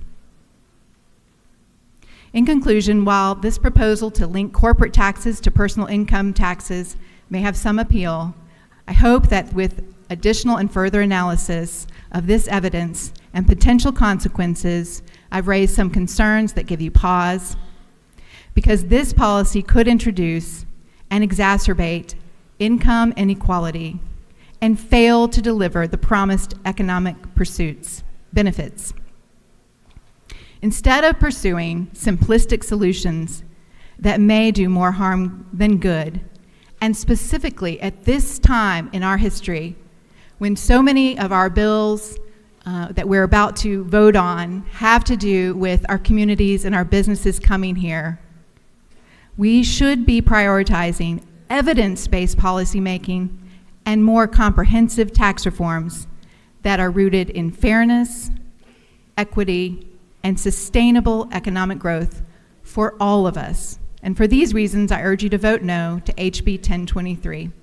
Thank you, and I yield the well. The lady has yielded the well. Representative Bell is recognized to speak to the bill. Representative Bell.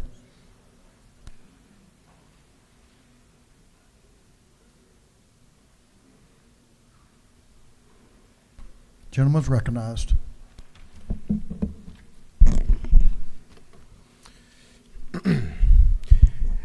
Thank you, Mr. Speaker.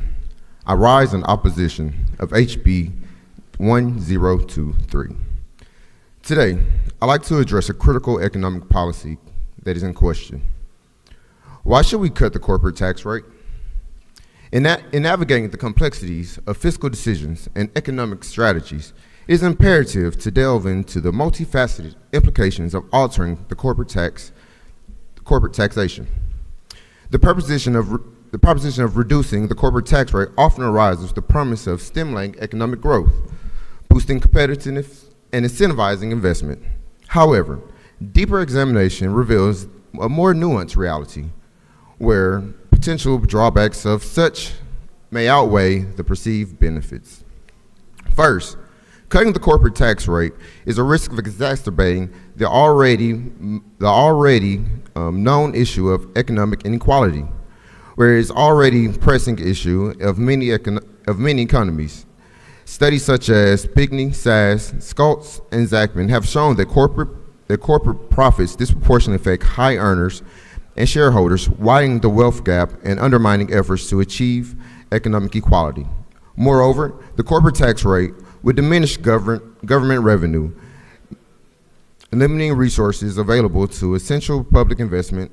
Reports for Congressional Budget Office and International Monetary Fund highlight the crucial role of public investment in infrastructure, education, and healthcare for fostering long-term economic growth and enhancing national competitiveness. Additionally, the assertion that corporate tax work automatically translate into increased investment and job creation oversimplifies the dynamics of corporate decision making. Research from Gavel, Erbacher, and Clausing have shown that numerous factors influence investment decisions, including market demand, regulatory environment, and the global economic conditions, casting doubt upon the efficacy of cutting taxes as the catalyst of substantial growth. Moreover, reducing the corporate tax rate may undermine the principles of corporate social responsibility and accountability. Studies from Freeman, Kane, Matten, and Spence underscored the importance of corporate social responsibility in promoting the common good of maintaining public trust in business institutions. So what alternative approaches should we consider? Instead of prioritizing corporate tax cuts, we should focus on reforming the tax system to ensure fairness, efficiency, and sustainability. This involves closing loopholes, combating tax evasions, and modernizing the tax policies to adapt it for evolving economic realities. By promoting a level playing field and an equitable distribution of tax burdens, we can strengthen public finances and support investment to benefit society as a whole. Moreover, we should explore targeted incentives and policies aimed at fostering innovation, entrepreneurship, and economic diversification. By incentivizing research and development, supporting small businesses and medium-sized enterprises, and investing in emerging industries, we can drive sustainable economic growth and enhance competitiveness without resorting to blanket tax cuts. Trickle-down economics is a myth, so bought and packaged for decades, and have been proven false, only to make the issue of poverty worsen. I dare to challenge the aforementioned thought to replace it with flood-up policies that will endow greater that will endow greater purchasing power for all Georgia families. Flood up economies that will increase annual revenue for small and all Georgia businesses. Flood up legislation that will equip Georgia families with the opportunity and the ability to purchase homes and secure housing. Flood up statutes that help swell the higher ed institutions so that young and promising citizens can be and enhance the flood up statutes that can help swell the higher education institutions with young and promising citizens to be the enhanced and innovating workforce and labor force that we all need. I draw the biblical teachings of Matthew 25, verses 35, which states, "For when I was hungry, you gave me something to eat. When I was thirsty, you gave me something to drink. When I was a stranger, you invited me in." This underscores the moral and spiritual imperative to extend economic mobility to all Georgian citizens and invite them into the shared prosperity. In conclusion, cutting the corporate tax rate is not a panacea of economic challenges. It's a short-sighted approach that risks exacerbating inequality, undermining public investment, and eroding social trust. Instead, let us pursue comprehensive tax reforms and targeted economic strategies to promote shared prosperity, foster innovation, and strengthen our economy to benefit all Georgians and their families. For this reason, I urge you to vote no to HB 1023. Thank you, Mr. Speaker, and I yield the will. Gentleman is yielded the will. Whip Park is recognized to speak to the bill. Whip Park. Thank you, Mr. Speaker. Colleagues, I rise in opposition to HB 1023. First, I would like to thank Chairman Williamson for making additional edits to additional amendments to HB 1023 after I raised some concerns in the Rules Committee. The initial draft of this bill would essentially have reduced state revenues by approximately $216 million. My understanding is that this current version of the bill that we're voting on will reduce state revenue by approximately $151 million in a regressive manner, primarily to the benefit of large corporations, not moms and pops, but some of those big businesses that are driving out Georgia-based small businesses, which is the concern that I have with this piece of legislation. I think in light of the current fiscal environment that we're in right now, I'd like to take a step back to get a better understanding as to the lay of the land. For more than 100 years, Georgia's personal income tax rate remained the same in a progressive manner that would help address some of the income and wealth inequalities that we're experiencing today. Of course, a few years ago, with bipartisan support, I'll admit, we moved from that regressive tax code to a flat tax with a large standard deduction.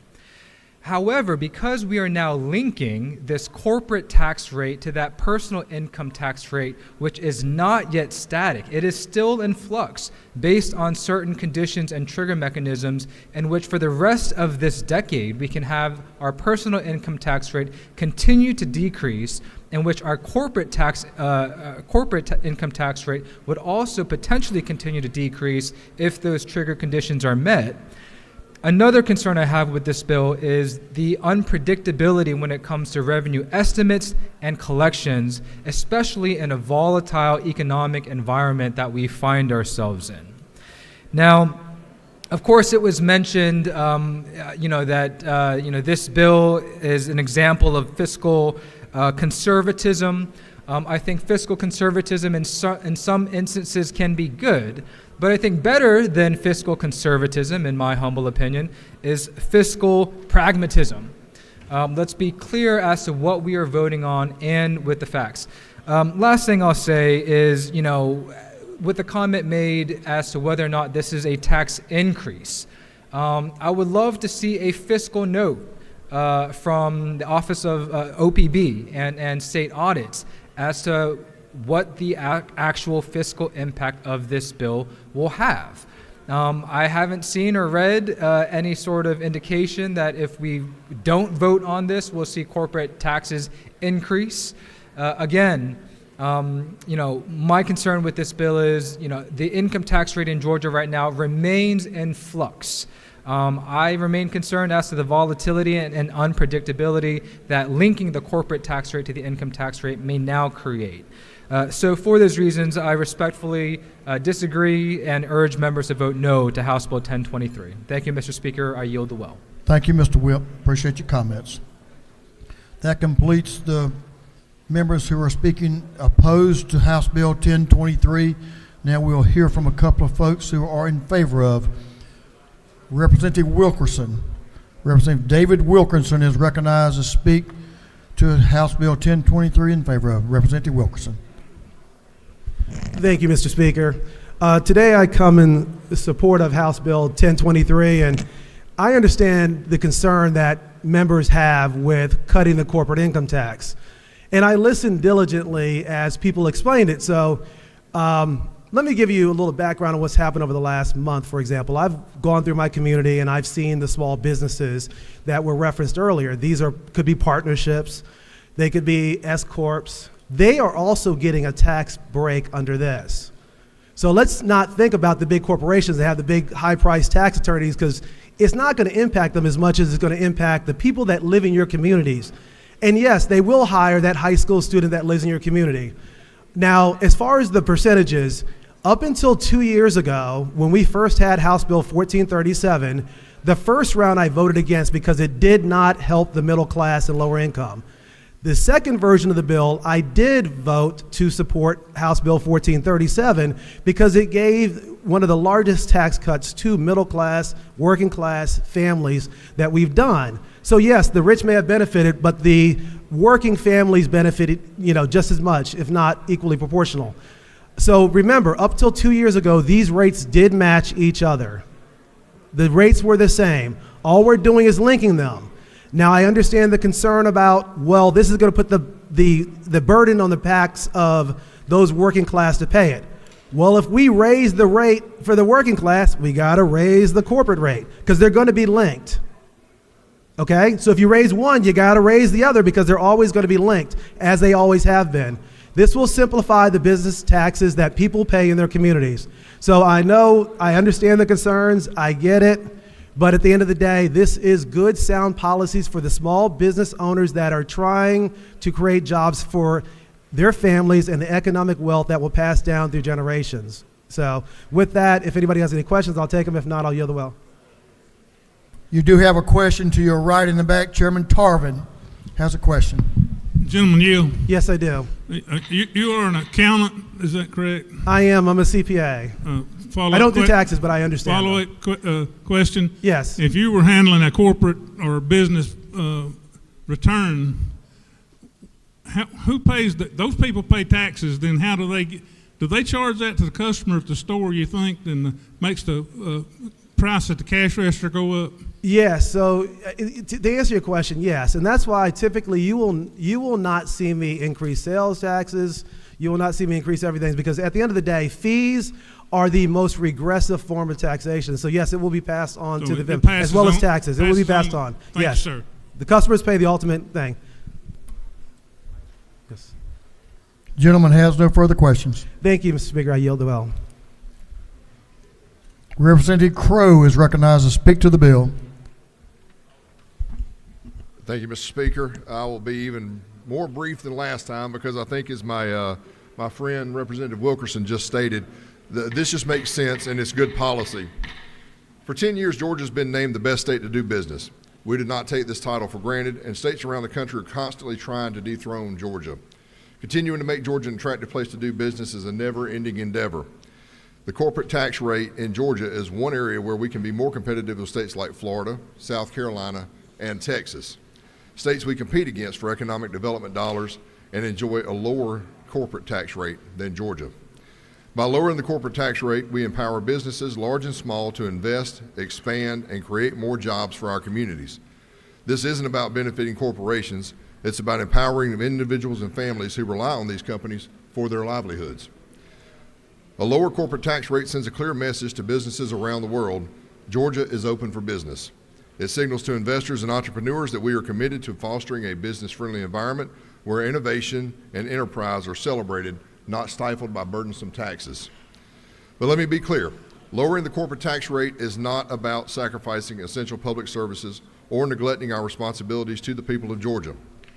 Georgia enjoys an unprecedented surplus, and our rainy day fund has been filled to the statutory limit. And a thriving economy fueled by lower corporate taxes means more revenue for vital public services like education, health care, and infrastructure. It means a stronger foundation upon which we can build a brighter future for all Georgians, and I urge you all to join me in voting in favor of House Bill 1023. Thank you, Mr. Speaker. I yield the will. Gentlemen, yielded the well. Is there any objection to the previous question being ordered? Chair hears none. The previous question is ordered. Is there any objection to adopting the committee's substitute? The chair hears none. The committee's substitute is adopted. Is there any objection to agreeing to the report of the committee, which was favorable to the passage of the bill? The chair hears none. The report of the committee is agreed to. Shall this bill now pass? All in favor of the passage of the bill will vote yes. All those opposed will vote no, and the clerk will unlock the machine.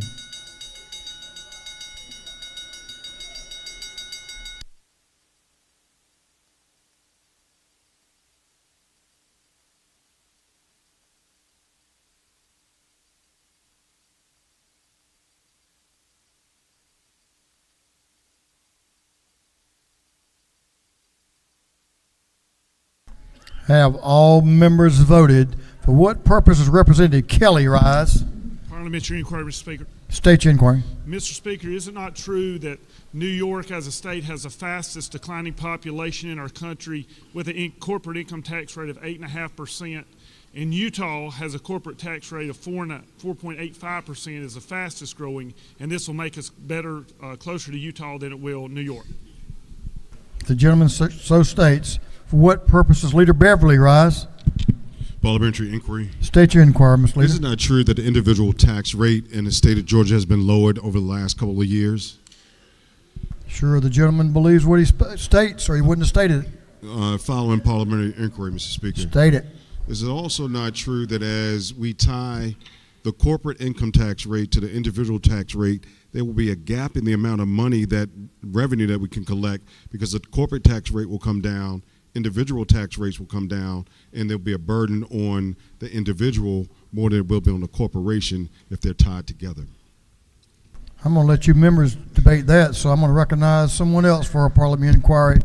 The gentleman made a good point. So for what purpose does Chairman Blackman rise? Parliamentary inquiry. State your inquiry.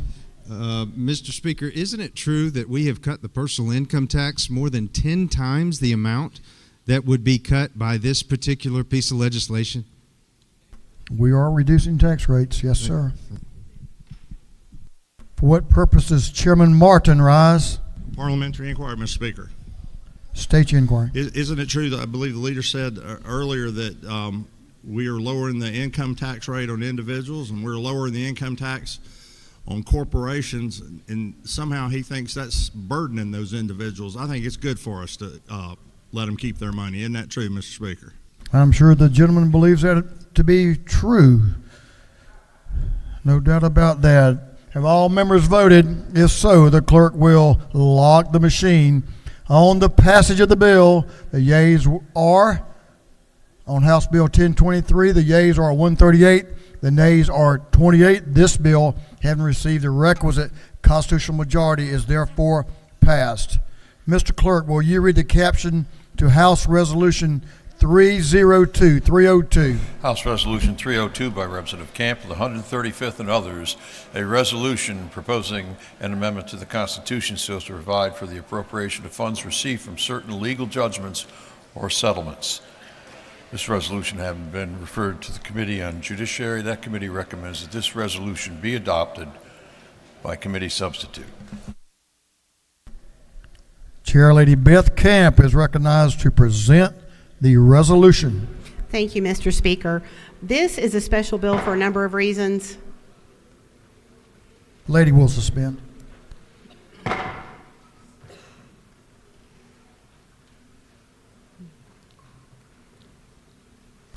Okay, Chair Lady, I think we can hear you now. Thank you so much, Mr. Speaker. This bill is a special bill for a number of reasons. many years ago, I guess, well, not that many, 3 years ago, Representative Marvin Lim and I went to Speaker Ralston's office to talk to him about this concept, and this was the eventual evolution of this bill. But it is a constitutional amendment, and it requires all funds that are derived from any legal judgments or settlements awarded to or entered into by the state of Georgia after January 1st of 2025 to be appropriated by the General Assembly. This is supported by the Georgia Constitution. Furthermore, any unanticipated or excess funds that come into the state above $75 million will also be appropriated by the General Assembly. Mr. Speaker, I'm open for any questions if anyone is interested. You have a question, the lady will yield. Yes, sir, I will. Chairman of Appropriations, Representative Hatchett, to your right, has a question. Thank you, Mr. Speaker. Does the lady yield? I do. Thank you for bringing this. Is it true that I support this? Yes, sir, and I appreciate your input on this. Is it also further true that I would support this bill, this resolution, even going further and stating that all monies and fees collected by this state should be sent to us for appropriation? I agree with you, Chairman Hatchett, and I furthermore state that I would be happy to bring that bill next session. Lady has no further questions. Mr. Speaker, I will yield the well and ask for favorable consideration. Thank you. I think both of you made your point. Is there any objection to the previous question being ordered? Chair hears none. The previous question is ordered. Is there any objection to adopting the committee's substitute? The chair hears none. The committee's substitute is adopted. Is there any objection to agreeing to the report of the committee, which was favorable to the adoption of the resolution? The chair hears none. The report of the committee is agreed to. Shall this resolution now be adopted? All in favor of the adoption of the resolution will vote yes. All those opposed will vote no, and the clerk will unlock the machine.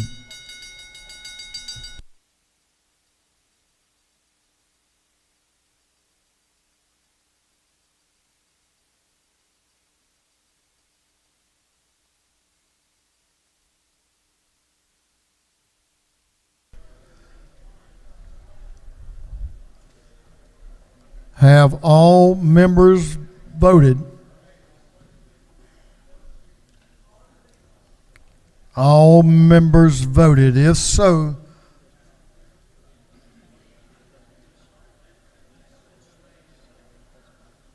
the clerk will lock the machine on the adoption of House Resolution 302. The yeas are 163, the nays are 6. The resolution, having received the requisite constitutional majority, is therefore adopted. Mr. Clerk, will you read the caption to House Bill 1105? House Bill 1105 by Representative Petrie, the 166th, and others to be titled an act to amend Title 42 of the Official Code of Georgia Annotated relating to penal institutions so as to require the Commissioner of Corrections to report certain information regarding the immigration status, offenses, and home countries of persons who are confined under the authority of the Department of Corrections. This bill has been referred to the Committee on Public Safety and Homeland Security. That committee recommends that this bill do pass by committee substitute.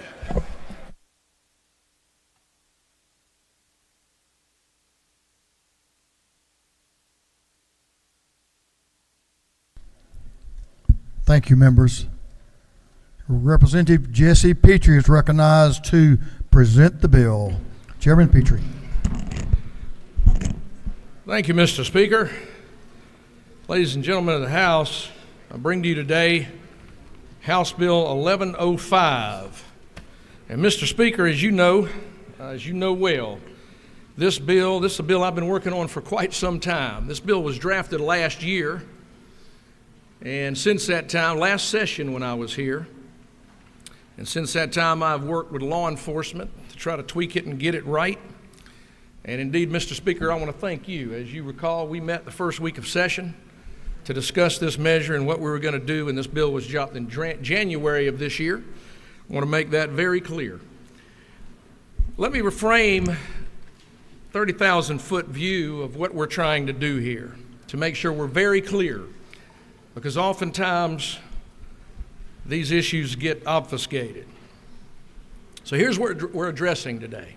To be very clear, this is a public safety bill.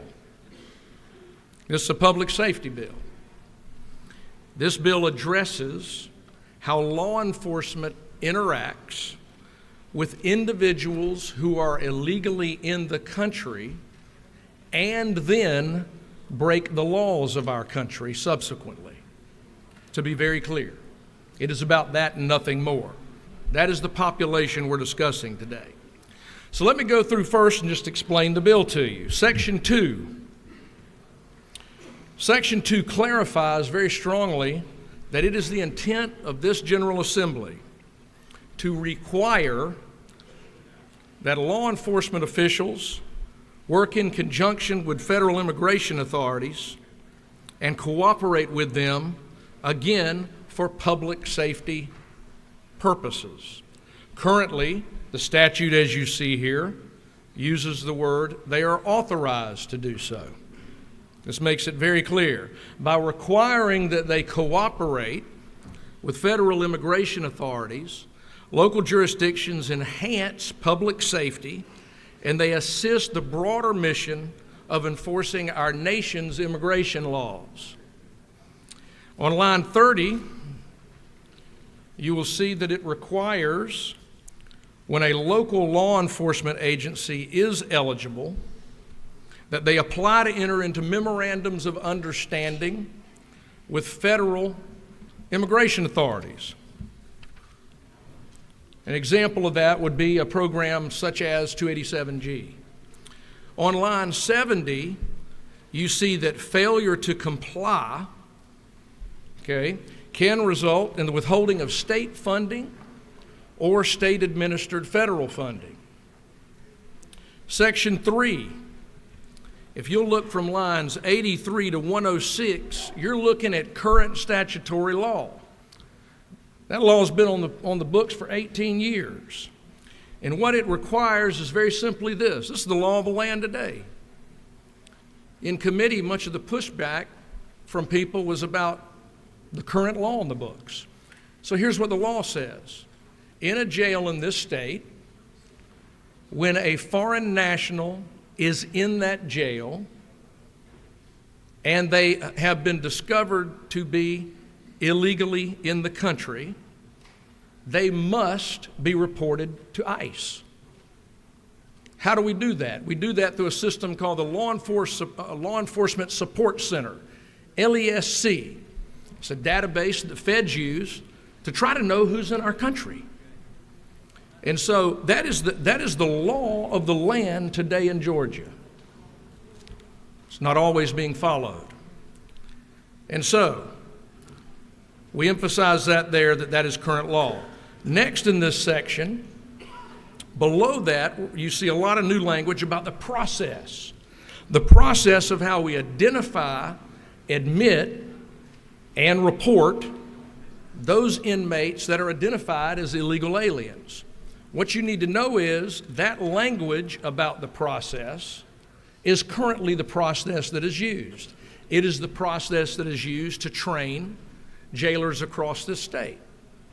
It was created by the Sheriff's Association way back in 2006 when the law was passed.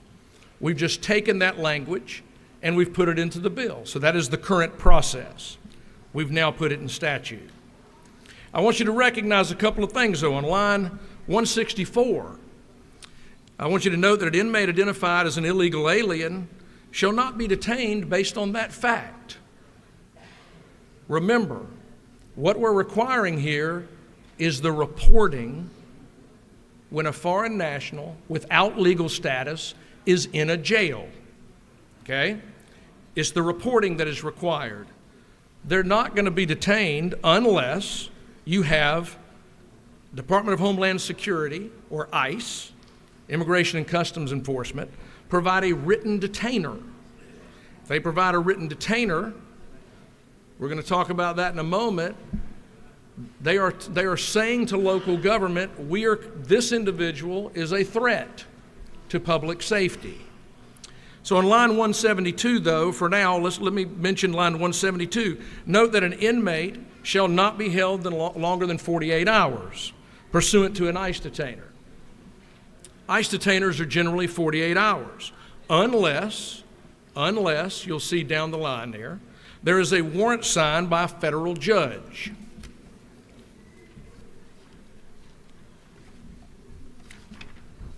All right, on down, line 194.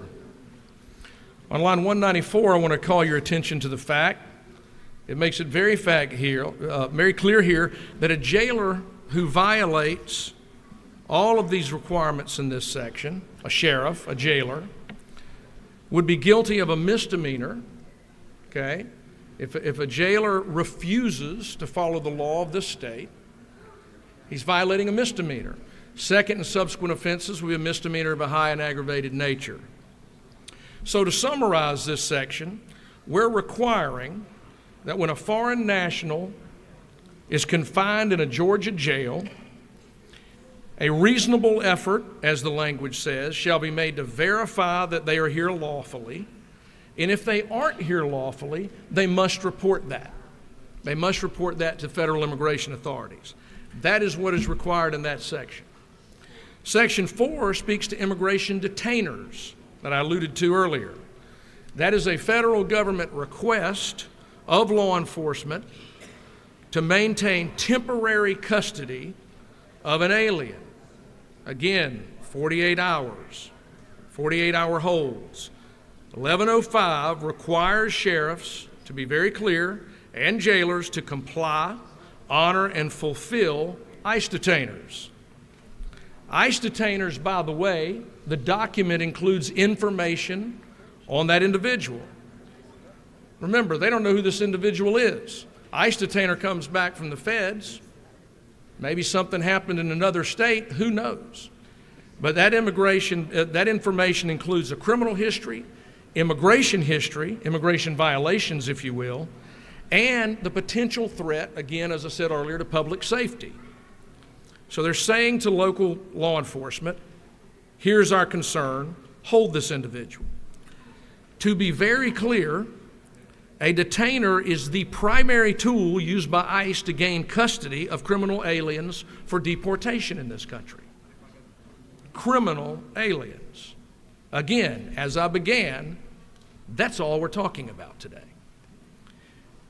They must be based more fully, and this is important, on probable cause.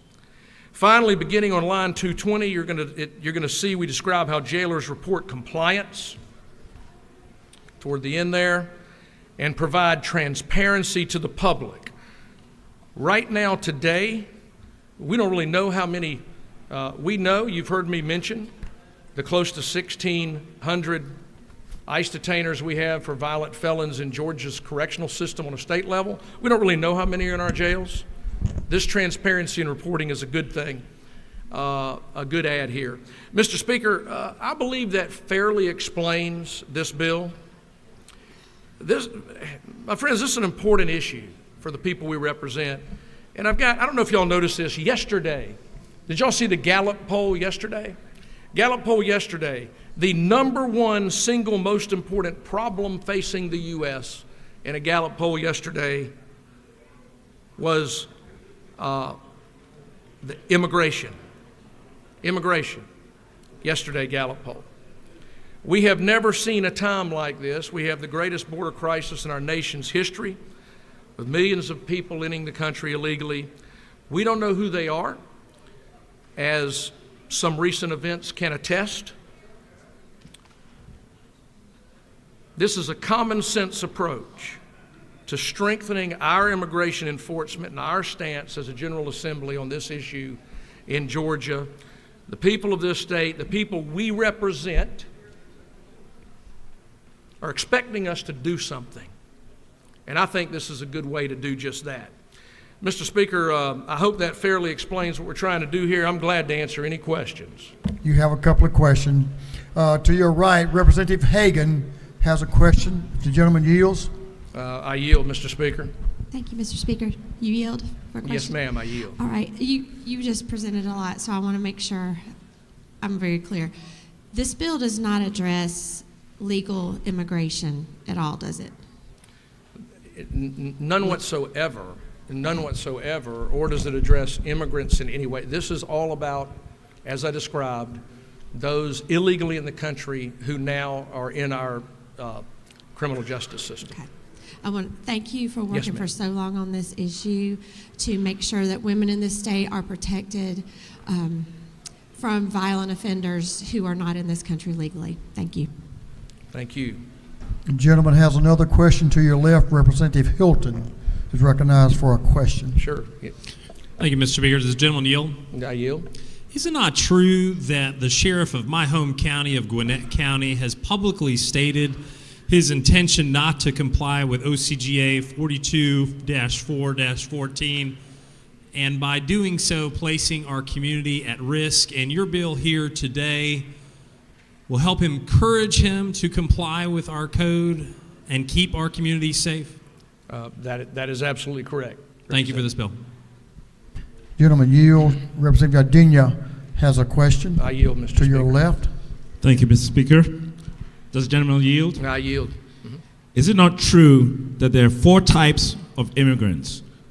Those who are citizens, who are naturalized, those who are residents, those who are considered non-immigrants, and those who are undocumented. Is it not true? I believe that's true, sir. Does the gentleman further yield? Yeah, I do yield. Is it not true that immigrants, that this law will impact DACA recipients who have administrative relief, which gives them protection from deportation and the ability to work in the state of Georgia? That is not correct, sir. If someone does not have, if someone has federal authority to be in the country, this won't relate to them. Does the gentleman further yield? I'll yield for one more. Is it not true that immigrants are a big fabric to the state of Georgia, contributing to our workforce, contributing to all the opportunities that Georgia has to offer? Representative, that's absolutely true. No one believes that more than I. You're doing exactly what I described in the beginning. You're conflating the issue. This issue is not about immigrants. This issue is about people illegally in the country, not immigrants. They're two different things. Individuals illegally in the country who subsequently break laws and victimize individuals in our communities. This is not about immigrants, and I'm not going to listen to that rhetoric any further. Any further questions, Mr. Speaker? You do have Chairman Jaspers to your right. Would like to be recognized for a question if the gentleman will yield. I yield. The gentleman yield for a question. I yield. Chairman Petrie, I really appreciate your diligent work on this subject for a number of years. And, but is it not true that in the past 3 years that over 9 million illegal aliens have crossed our borders since our current president took office and opened America's borders? That is absolutely correct, Representative. That is absolutely true. It is unprecedented. And by the way, Representative, I would tell you it's unprecedented from either party in the past. A lot of people don't realize that President Barack Obama actually issued more ICE detainers than Donald Trump. So previous administrations have understood well the importance of public safety, of defending our nation's border. Mr. Speaker, I think that's enough questions. Unless you'd like me to do otherwise, I'm going to yield the well. The gentleman's going to yield the well. We have a number of speakers opposed and in favor that we'll hear from, and then we have a minority report. So thank you, Mr. Chairman, for your presentation. Now we'll move on to those opposed. We'll have up to 30 minutes to speak in opposition to the bill, and I'll let you work with each other and how you divvy up your time. The first speaker will be Representative Stacey Evans. Will speak to the bill. Representative Stacey Evans is recognized to speak.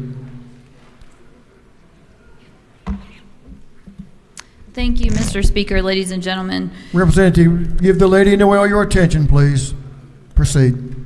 Thank you, Mr. Speaker, ladies and gentlemen. I rise in opposition to House Bill 1105, not because I excuse any crime, not because I believe in open borders. I believe if you do the crime, you do the time. I make no excuse for anyone who breaks the laws of our state. This law is about misguided priorities, and I believe, once again, this body trying to draw the line of priorities for those in law enforcement. I trust those that bring the bill that say this is not about spewing hate or being less welcoming of immigrants, but I do believe it is about stepping on the feet, on the hands of law enforcement who are trying to deal with high crime. I'm concerned about crime. I know everyone in here is concerned about crime, and in that situation, I think law enforcement needs to prioritize their time and have control over their own policies and practices without worrying that if they, in their judgment, in the moment, in their communities, see fit to spend more time on the streets than dealing with ICE. Because, ladies and gentlemen, priorities. I wish I had better statistics on what I'm about to give you, but Texas is a place where we know there has certainly been an influx of migrants. And the DOJ has stats available for Texas that says that citizens in Texas are 2 times more likely than an undocumented migrant to commit violent crime. I don't think that's out of whack with the rest of the country. And so if local law enforcement wants to focus on crime as a whole as opposed to further detaining migrants, I don't have a problem with that. And I don't think anyone in here should. I want to make a couple of quick points too, just to flash the mirror a little bit. Not so much this session, but I recall a session not too long ago where there was a lot of talk about how Democrats wanted to defund the police. And we were very clear, nope. Never supported a bill, never wrote a bill, never signed a bill, never supported a bill, never voted for a bill to defund the police. But ladies and gentlemen, take a look at lines 70 to 77. Defund the police. That's what this bill does. If we don't like what you do, funds from the sheriff are gone. So I think we can mark it down. Republican leadership, House Bill 1105, votes to defund the police. I don't want to be any part of that. I also want to point out, why are we being so selective about the type of prevention that we're going to focus? Let me start over. We all want to prevent crime. And there's many ways, and we can't do all the things. We have to be selective. What I want to know is, if we're going to be selective about how we combat crime, why do we pick something that's going to have such little impact? I mean, even if you hit the target, even if you get rid of all the undocumented folks that you think are the ones that are doing all the crime out there, which is statistically just absolutely false. Every community is having a crime problem. Not every community has high volumes of undocumented folks. So even if we hit the target, we're going to leave so many people still in crime-ridden areas. So why don't we pick a better target? Like, 1 in 4 mass shooters are found to have been prohibited from possessing a firearm. So why don't we prioritize laws that crack down on that? Why don't we have punishments in place for gun stores that sell guns to folks they shouldn't sell them to? Why don't we do that? Why don't we put pressure in that way?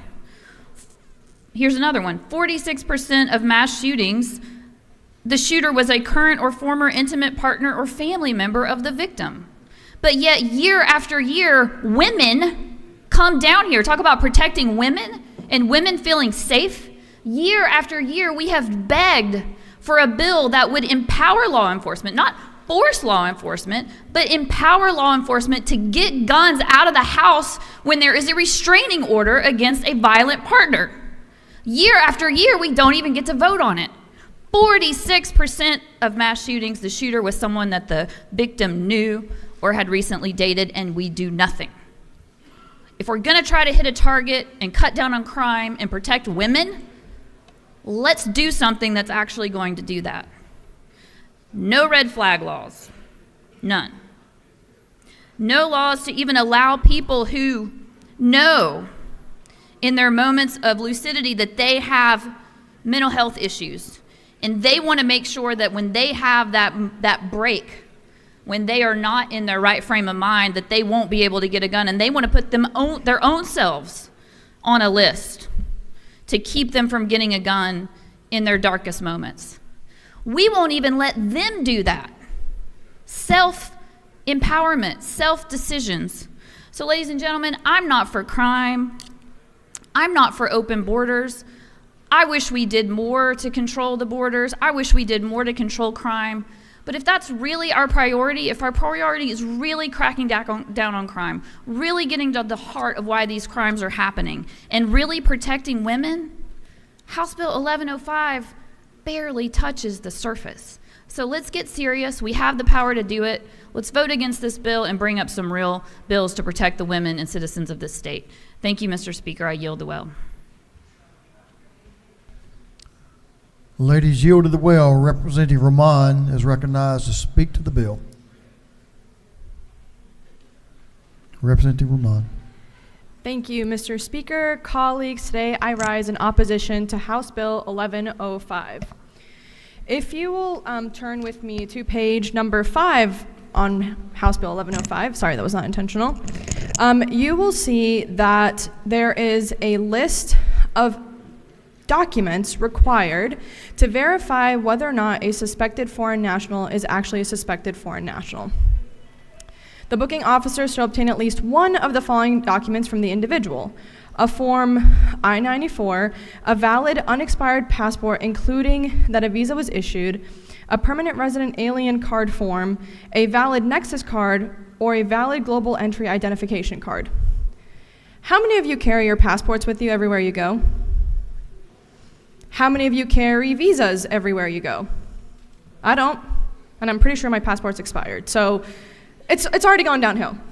Now, if I am detaining somebody and I need to verify their immigration status, and I don't take their word for it, and I can't have a family member bring me my passport, now that person's gonna be detained for 48 hours to verify their status.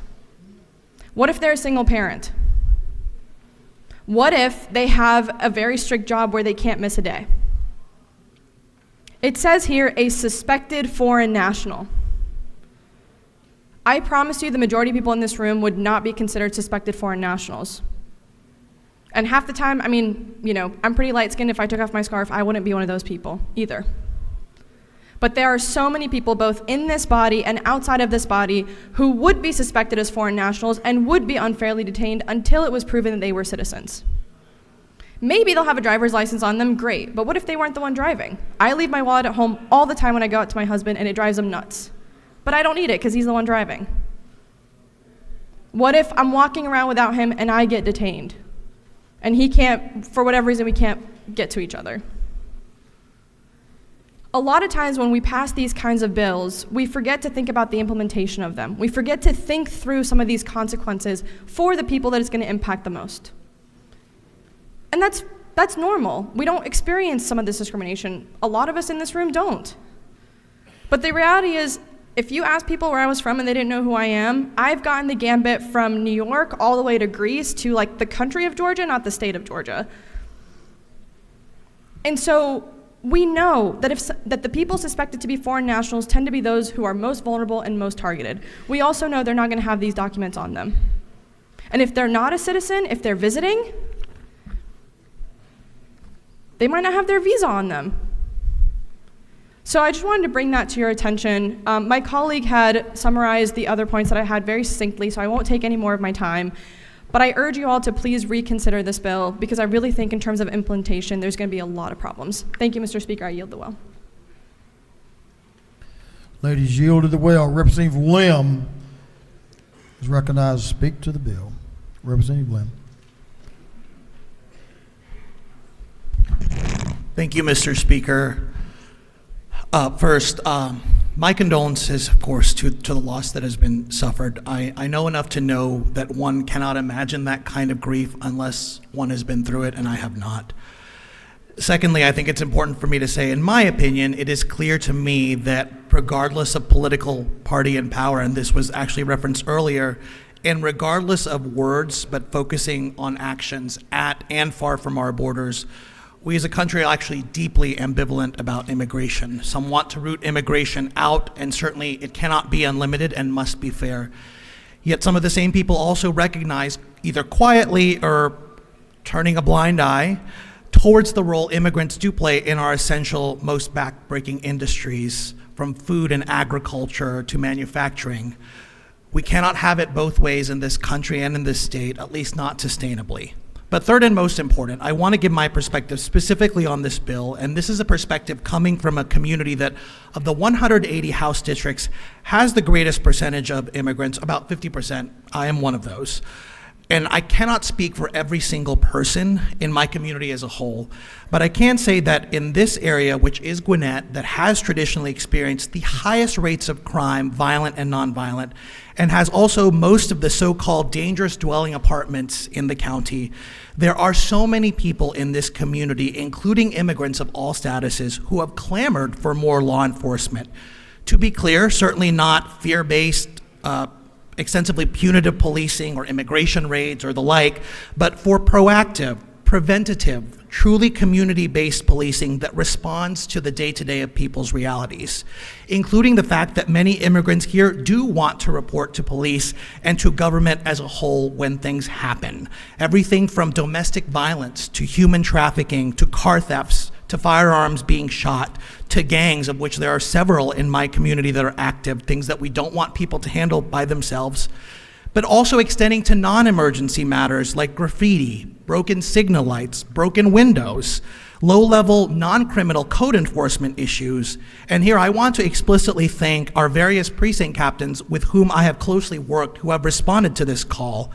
They always go to our community meetings. They proactively go out into the community to engage that community in language, to encourage people to trust law enforcement in a time when we know law enforcement is being challenged. I will also thank again the Georgia Public Safety Training Center for working with me and one of our immigrant-facing organizations on designing a course for law enforcement on cultural competency and adeptness to bridge that gap. That effort was inspired too by what happened in the wake of the March 16th, 2021 shootings here in Atlanta, where we learned that so many in our immigrant communities are vastly underreporting on incidences like hate crimes. This bill, in my strong opinion, would be devastating to all of these efforts and could possibly, if not likely, lead to more crime in areas like mine, precisely because even fewer people, including the many immigrants like myself, who do have their so-called papers, but are scared of being suspected of anything, precisely because so many of them come from countries where police are actually quite devastatingly brutal and above the rule of law.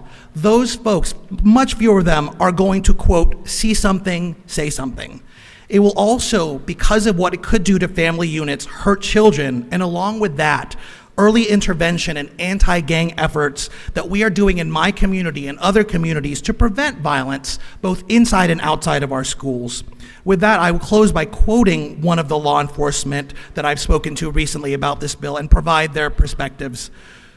This bill could greatly undermine our ability to provide police services to our community here where you reside. He's referring to me. We fight this stigma, and you have likely heard me say it at community events, that people assume we already check immigration status. This perception results in underreported crime in the community and victims that do not feel they have anyone in their corner. A woman who is a victim of domestic violence, a victim of robbery, a parent reporting their child missing could have their immigration status checked and be arrested even if they do have lawful status. I certainly don't mind, and this is the perspective of the police officer, arresting and deporting someone committing crimes who is actively working against the community, but this opens the door to adversely affect our victims. Even heroin users, people actively committing felonies under OCGA, are given amnesty to encourage them to seek medical help. But we in this community, and I know in other communities throughout our state, still see people afraid to call. We have made great strides in this community to establish and repair trust in our policing, and I'm concerned that this would set us back. If we want to support law enforcement, we should listen to words like this that I've just quoted. Thank you, Mr. Speaker. I yield the well. Gentleman's yielded the well. Representative Panich is recognized to speak to the bill. Thank you, Mr. Speaker. I'm here to urge you to vote no on this bill. While well-intentioned, I am sure it is contradictory, complicated, and confusing, and I will show you why. Oliver Wendell Holmes stated, "Great cases, like hard cases, make bad law. For great cases are called great, not by reason of their importance, but because of some accident of immediate, overwhelming interest, which appeals to the feelings and distorts the judgment." We are all well-intentioned here. We want justice for what happened to Lake and Riley. We don't want violent people who are here legally or not legally to be on the streets. But this bill won't do it. This bill won't close our borders, it will not make us safer, and it will not make women safer. The bill calls for a massive, new, unfunded bureaucracy that turns every patrol officer away from his primary duties and every citation into an inquisition. This bill continues the Chamber's pattern of undoing Governor Deal's criminal justice reforms. Let's look at lines 86 through 88. It changes the definition of what an illegal alien is to whoever violates the Federal Immigration and Nationality Act. The challenge is you will have legal residents, green card holders, caught up in this. A person could allegedly be in violation of the Immigration and Nationality Act while also being legally in this country with valid legal status. A lawful permanent resident with a green card shouldn't be part of this definition, but would be part of this definition. The definition of illegal alien should not be based on any violation of the NIA as a whole, but instead should be based on specific statutes within the INA that render somebody present in the United States without valid immigration status, whether that be a valid current visa, legal residency, or being a U.S. citizen. This is entirely foreseeable. This isn't something that I'm worried that one person is going to get caught up in, or two or three. Hundreds of people or thousands of people will be caught up in this. We had 89,000 convictions in January for traffic offenses. That means somebody was driving, an officer pulled them over, had the discretion whether to take them in or not, either issued them a citation or brought them in, and now those people will have to wait up to 48 hours to be decided whether they can be released or not. This will totally upend scheduled bonds as well.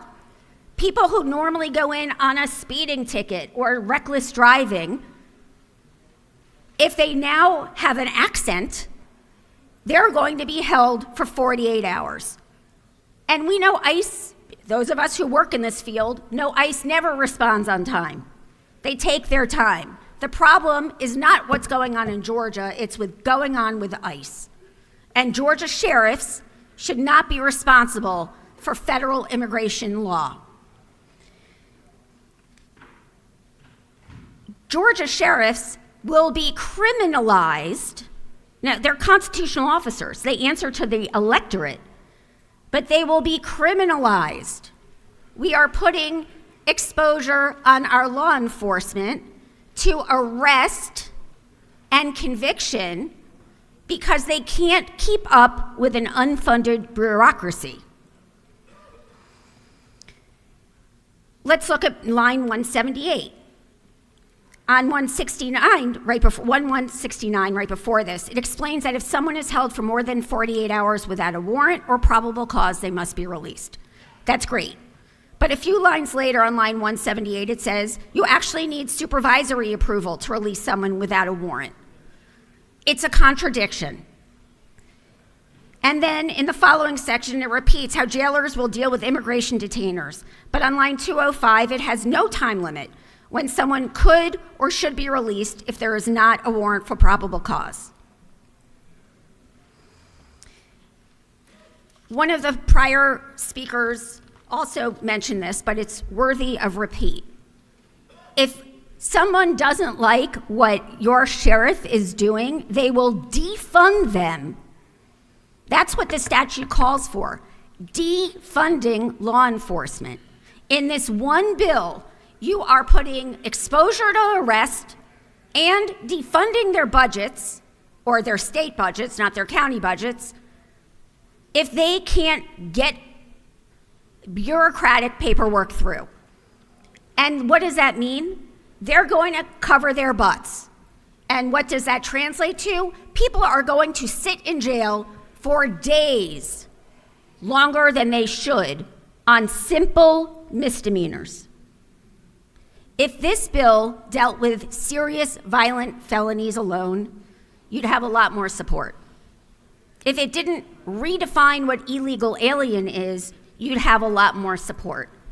This bill needs more time, not to be rushed through in order to satisfy the public's hunger for immediate justice, which will not be granted by this bill. I urge you to vote no.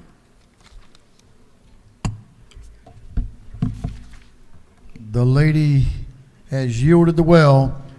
Representative Pete Marion is recognized to speak to the bill. Representative Marion. Thank you, Mr. Speaker. Good afternoon, buenas tardes. To my colleagues in the Georgia House of Representatives, I ask you to oppose yet another attempt to politicize fear and hatred by resoundingly voting against House Bill 1105. It is easy and tempting during an election cycle to target minorities and immigrants in order to score political points. Let me be clear. My heart goes out to Laken Riley and her family. Justice must be brought swiftly. We support a full investigation that will bring justice to her family and the community in Athens. And while nationality, race, gender, faith, or religion and immigration status play a role in all narratives, social characteristics should not be used to generalize or condemn the at-large Latino community. Since taking office in 2003, I have witnessed again and again ambitious representatives and senators pursue fear as a strategy to attain and maintain elected office. But our community cannot and should not be collectively punished for the horrific actions of one. We have had enough. We have had enough of attempts to promote racial profiling and discrimination. We have had enough compromising of our work and underfund criminal justice system. We have had enough blatant disregard of our state economy and local industry. We had had enough of minorities and immigrants having to refuse police services because they fear being twice victimized simply because their skin is brown or they have an accent. HB 1105 is an overreach. It goes too far. I believe we should take bipartisan action to protect all of our communities. However, this bill will force human beings to live in fear and burden local governments and law enforcement offices by expanding their responsibilities without a penny of state funding being appropriated for the staffing, training, processing, or holding of captured human beings. Bills like this discourage also the welcoming environment that many companies look to before relocating or establishing. Nobody wants to have their employees in a place that will not be liked or welcome. House Bill 1105 will have a chilling effect on our business-friendly environment and our economic development. It will make it harder to our fellow Georgians to navigate in dealing with their government. Colleagues, if we want to be serious about fixing our immigration system, let's encourage the right body, the federal government. We need to hold them accountable for the inaction, no matter the party. We need to encourage to hold members of our respective political parties accountable for putting politics before people. We have the tools and paths toward preventing tragedies like the ones in Athens. But we must, political games aside, to realize their potential and prevent any more senseless crimes. I am proud of the future, proud of the diversity in my district in Gwinnett County, and proud of the growing diversity in this state. So my colleagues, I urge you not to embarrass Georgia again and call on you to vote against HB 1105. The people of Georgia deserves representation that seeks to bring people together, not tear them apart. They deserve better than this. Thank you, Mr. Speaker. Yield the well. Gentleman has yielded the well. That completes the members that were speaking opposed to the bill. Now we'll hear from those that are in favor. We'll recognize Representative Gaines to speak to the bill. Representative Houston Gaines from down in Clark County. Thank you, Mr. Speaker. Over the last week, we have experienced the most horrific tragedy. Over the last week, we have experienced the most horrific tragedy in my community. Innocent 22-year-old Laken Riley had her entire life ahead of her. Today, our top priority must remain keeping the Riley family, her friends, and the entire University of Georgia community in our prayers. As more and more details emerge about this awful murder, the more we realize how many times this young woman was failed by the systems we have in place. We all know the federal government has failed. The southern border is a disaster. Millions of illegal immigrants have flowed across the border over many years. We also know that local governments have failed. Some local governments have created an atmosphere where those who are here in this country illegally are encouraged. The suspect who committed this heinous murder last week had multiple run-ins with law enforcement, as did his brother. When crossing, the suspect was apprehended at the border and released into the country. He was later arrested in New York last year and released yet again. He was cited for shoplifting in October in Athens, and at the time of the murder, the suspect had an active bench warrant for his arrest from December 20th of last year. Meanwhile, his brother had multiple arrests. These individuals should not have been on the streets. Here is what I know. Fixing policy in the face of unspeakable tragedy is not politics. It's doing the right thing to ensure something like this never occurs again. I want to thank Chairman Petrie for his leadership on House Bill 1105. He's been working on this issue for years, and as he noted, House Bill 1105 had been introduced long before the awful tragedy last week. Since that time, we've examined gaps in Georgia's immigration law and added to this measure to ensure we pass a rock-solid measure to protect our communities across the state. You've already heard the main components of the bill, but I want to again highlight the need for these provisions. Chairman Petrie outlined for you the specifics of how we will ensure sheriffs report unlawful foreign nationals in our jails to federal authorities. It's already state law to do so, but House Bill 1105 will make dang sure that actually happens. Unfortunately, we've learned that's not always been the case.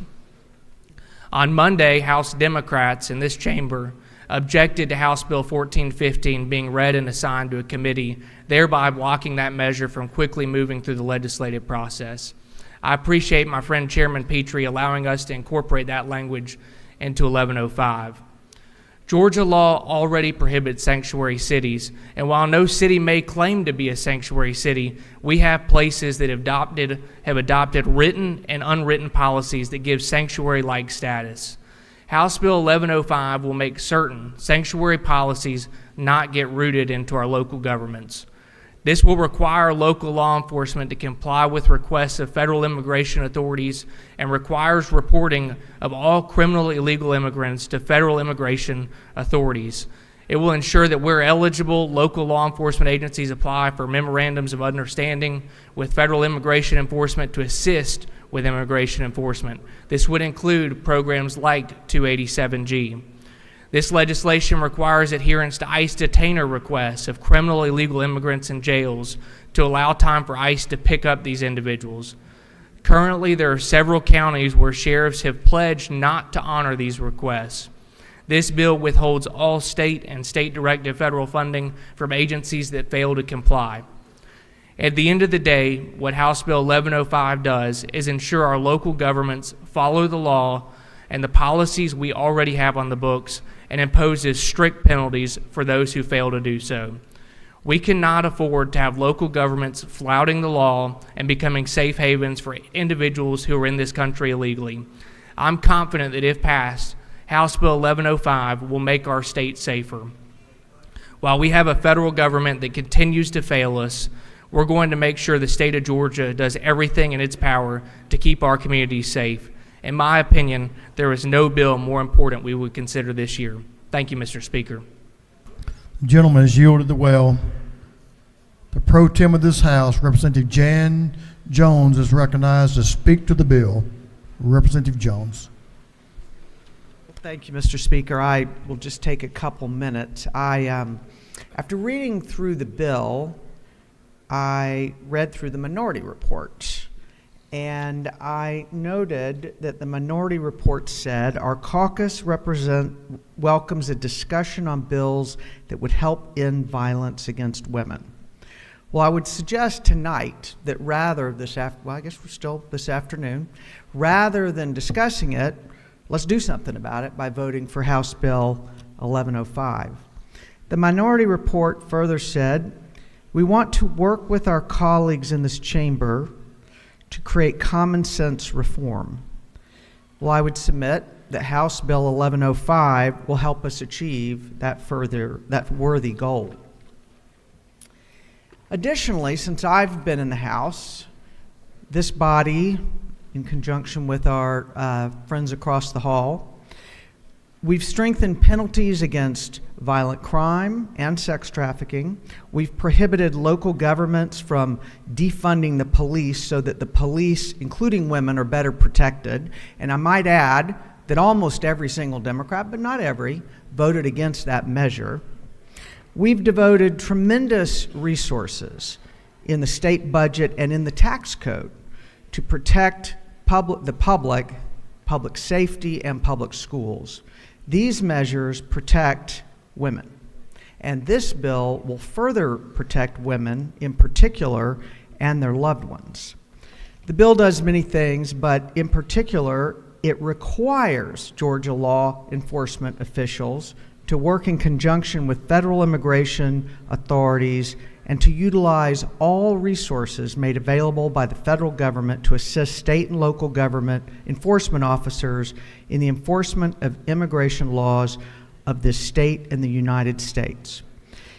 As said by earlier, it will prohibit sanctuary-like policies that further jeopardize the welfare of Georgians. In addition, it increases the transparency. We talk about transparency a lot of times. We talk about transparency when it comes to schools and just about every other area. Why not with respect to illegal aliens that are in our state, particularly those who have hurt us, have a record of hurting us. They're in jail. It requires public notification of how many illegal aliens are in jail and their offenses. Women and men, I might add, want to be protected from those we are afraid of. We should not have to be afraid of those who are not here illegally. I submit that by voting for House Bill 1105, you are further protecting the public, children, women, and men, and I suggest and invite you to vote for House Bill 1105. Thank you, Mr. Speaker. I yield the well. The lady has yielded the well. Representative Ray Martinez is recognized to speak to the bill. Representative Martinez. Thank you, Mr. Speaker. I rise here today to support House Bill 105. I want to commend my good friends, especially Jesse Petrie for his hard work on this bill. This bill has been in the works for as long as I've been here, for over a year, maybe longer. So this is not a political bill. He just didn't talk about this just because of what happened a few days ago. This has been in the works for a long time. I'm going to mention a couple names to you. Catherine Steinle, Kayla Hamilton, Lisbeth Medina, and our very own Lakin Riley. I'm going to tell you the story.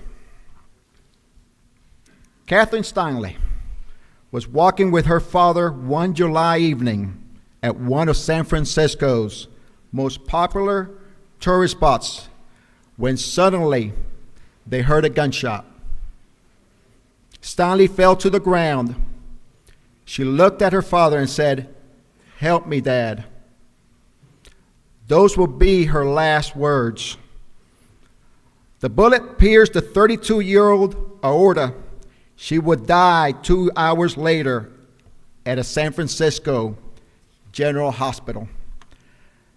Around the time Steinle's killer, which I'm not going to mention his name, had just finished a nearly 4-year prison sentence for illegally re-entering this country. He was turned over to San Francisco law enforcement officials because of an outstanding warrant for a marijuana-related charge that was immediately dismissed. Local authorities later released him despite a request from federal immigration officials to keep him in custody. I'm going to give you another one. I want this to sink in, because this could happen to any of us. This could happen to your daughter, to your granddaughter, to your niece, to your friends. This should never have happened to Catherine Steinle. Illegal immigrant killed 3 after release. Killed 3 after release from custody. An illegal immigrant accused of a triple murder in Missouri was previously jailed and released in New Jersey on a domestic violence charges. Authorities said, putting the spotlight on the conflict between this. Immigration and Customs Enforcement ICE officials said they placed a detainer on this person while he was in custody. But the request, I want you to listen to this because it's very important. The request was not honored by the agency, and he was notified and he was let go. Murder 3. Folks, we hear all the time, and I cannot make it more clear. We are sons of immigrants. We are. But I believe what Jesse's point was, and he made it very clear. We're not after the immigrants. We're not after them. We're not after them. No. What we are after is these folks that commit crime. That's what we're after. That is what we're after. I'm going to tell you, our focus in this body, as a former mayor, as a former city official, my number one focus when I was representing my city is to keep my citizens safe. Nothing else matters. Infrastructure, planning and zoning, even education. If you're not safe in your community, I failed as a local official. I failed. I can't keep you safe. And I have to do everything in my power to keep you safe. I remember just a few days ago, we passed a bill. A lot of folks passed this bill where we gave a tax credit to secure and store our weapons. Didn't we do that? Didn't we do that? I thought we did it a couple of days ago. And it was majority, I think 160 of us voted for that bill. To keep harm away from our kids, right? By storing our weapons, and you get a tax credit. What is wrong? What is wrong by keeping our criminals stored and safe so they could keep our kids safe, keep our children safe? If we could keep guns and weapons away, I'm sure we could keep criminals away too.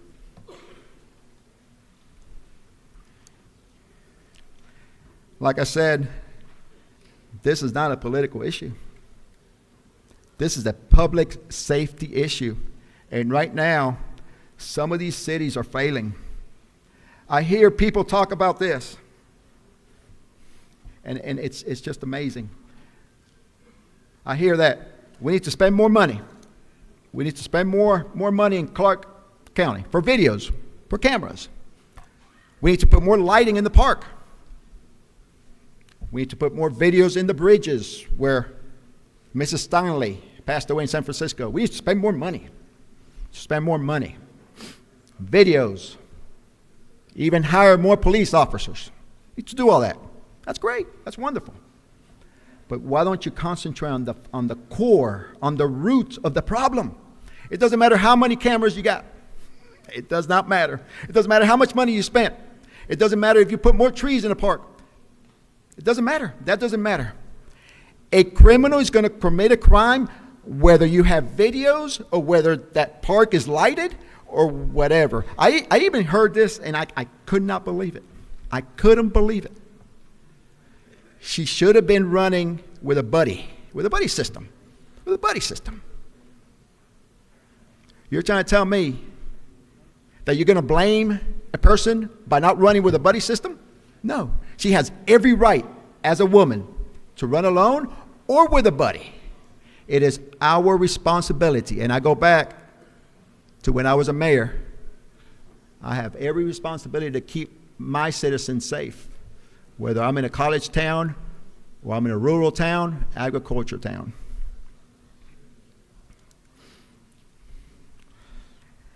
We need to do something about this. We need to do something about this. I'm going to tell you a couple of things that I was surprised that I heard. The sheriff in this particular county, Clark County, declared that the sheriff's office would no longer honor detainers set in place by the United States Immigration and Customs Enforcement, ICE. He wouldn't do it. Forget about the laws. Forget about the federal laws. He just wouldn't do it because he just didn't want to do it. Don't know why.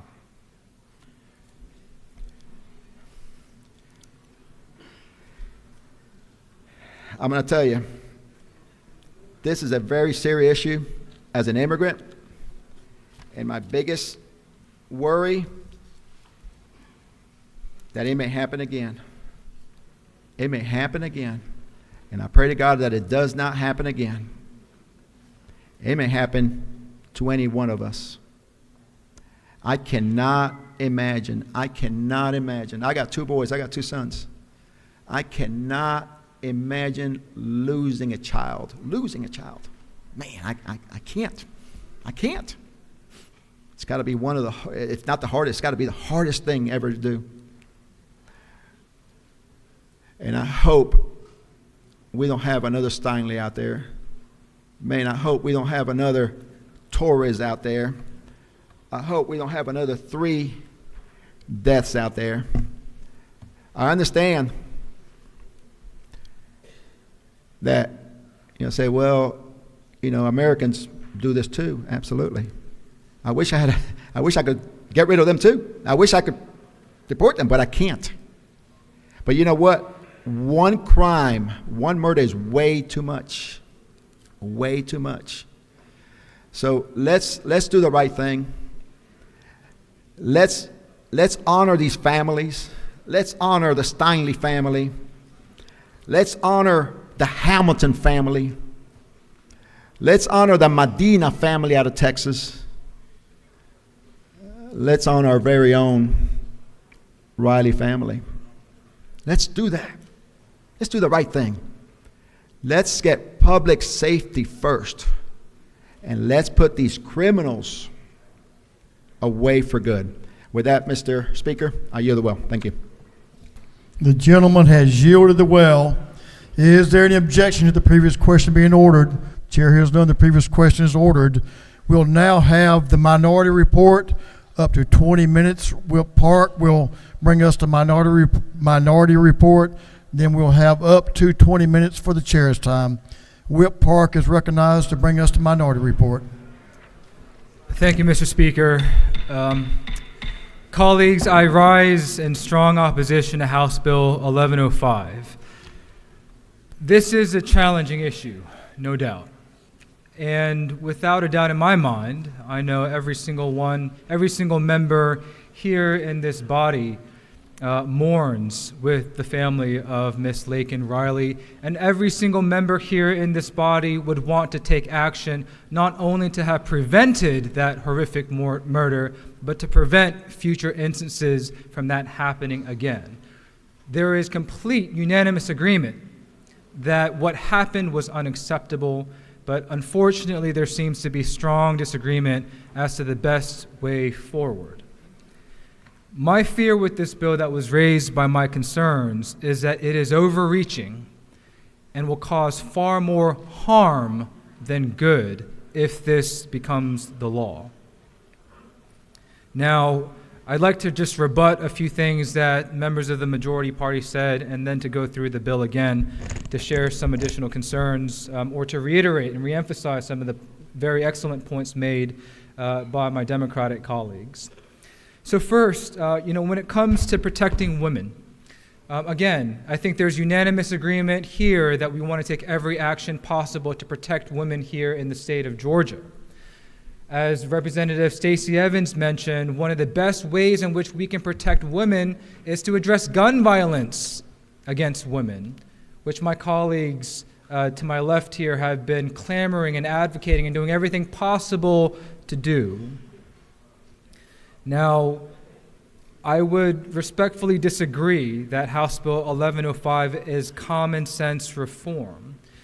In my opinion, House Bill 1105 repeats the mistakes of the past, repeats specifically implementation with 287G, which is an incredibly dangerous and harmful program that this bill will mandate every eligible locality to enter into, which again will cause irreparable damage and harm, as we've seen it cause in jurisdictions where it was implemented before, including in Gwinnett County, in which this program ripped apart families, children and families. Now, with respect to transparency, I support transparency, but let's talk about the transparency in which this bill would require. I don't know if so lines 222 on pages 9 and 10. I've seen Representative Jesse Petrie's bill about this transparency piece, and I always opposed it, and here's why. I think it's okay if we certainly provide additional information when it comes to law enforcement if it has a public safety effect. Simply posting the immigration status of individuals who are detained, I don't understand or can see the public safety effect of that. The only effect that I can see is discriminatory. And it perpetuates a false narrative that undocumented immigrants, non-citizens, or immigrants are more dangerous than U.S. citizens. That is not true, based on multiple studies, despite that false narrative and perception that continues to be emphasized. U.S.-born citizens are over 2 times more likely to be arrested for violent crimes than undocumented citizens. U.S.-born citizens are 2.5 times more likely to be arrested for drug crimes than undocumented persons. U.S.-born citizens are 4 times more likely to be arrested for property crimes than undocumented citizens, according to analysis of data from, I think, 2010 to 2018 in the state of Texas. So this piece regarding transparency won't actually result in any safety. It will only perpetuate a false narrative that leads to prejudice, stereotyping, and discrimination against folks whose information would be posted, or those individuals who come from certain ethnic backgrounds from being posted. Now, I again, based on my understanding and the fears raised about this bill, I would push strongly back that voting for this bill is honoring the family of Ms. Riley or those who have been otherwise slain. House Bill 1105 will cause an incredible amount of harm to immigrant families. Let me point y'all to lines 38 to lines 40, in which, when eligible local agencies, they shall be required to apply to federal agencies, including ICE. That's a mandatory 287G bill. What we've seen 287G do in application here in the state of Georgia is literally separate families, literally tear apart families. Children born in the United States who are citizens are separated from their parents who may have come here unlawfully. That is what this bill will require across the state of Georgia. So I can't see the argument that this will protect women and children. It will cause harm to women and children. Now, as Representative Evans again noted, which I also raised in the Rules Committee, I was very surprised to see that this bill would defund law enforcement. House Bill 1105, again, in its plain language, on lines 70 to 77. If you're not complying with provisions of this bill that may cause harm, now we're going to defund law enforcement. How is that helping to keep our community safe? How is that furthering the public interest and the bipartisan objective of public safety here in the state of Georgia? Now, again, we've seen 287G before. This is not a new thing. And we've seen that those jurisdictions that sign those 287G agreements, that it costs local law enforcement $88 to $111 million of funds that are now taken away from public safety purposes to do the job of federal immigration law enforcement. So again, not only will this cause bill harm, not only will this bill defund the police, this Republican bill defund the police, we are now criminalizing law enforcement. Criminalizing law enforcement in another section of this bill if there is a lack of compliance with this harmful piece of legislation. You know, earlier today we honored the late Speaker Ralston, and one of the things that he said, which I would wholeheartedly agree with, is that the big things require bipartisan support. The big things and the challenge that we face today requires us to come together and to work together. When we're talking about border security and the unprecedented wave of migration that we're experiencing, let's take a step back and not be driven by fear, but understand that this is not isolated to the southern border of the United States. We are living in dangerous times. We're living in an unprecedented time in which we're seeing mass migration around the entire world, whether it's migration to Europe, whether it's migration from Middle Eastern countries.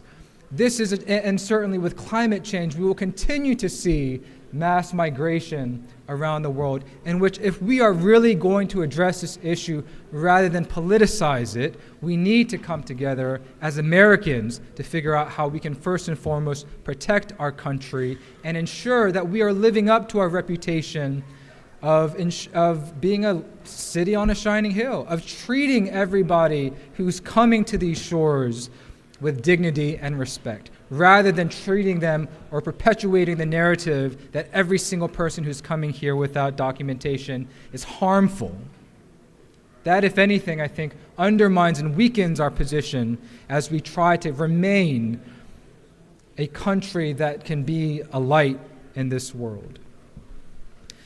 Now, again, I understand the political sensitivities around this issue. I appreciate the respectful debate we've had on this issue. But again, I urge members here in this body to vote no to HB 1105 because of the real harm that this will cause to innocent families, children, and others. With that, Mr. Speaker, I yield the will. Gentleman has yielded the will. That completes the minority report. Now we'll have chairman's time. Chairman of the committee from which this bill came, Chairman Collins, Chairman of Public Safety and Homeland Security. Chairman Collins. Thank you, Mr. Speaker.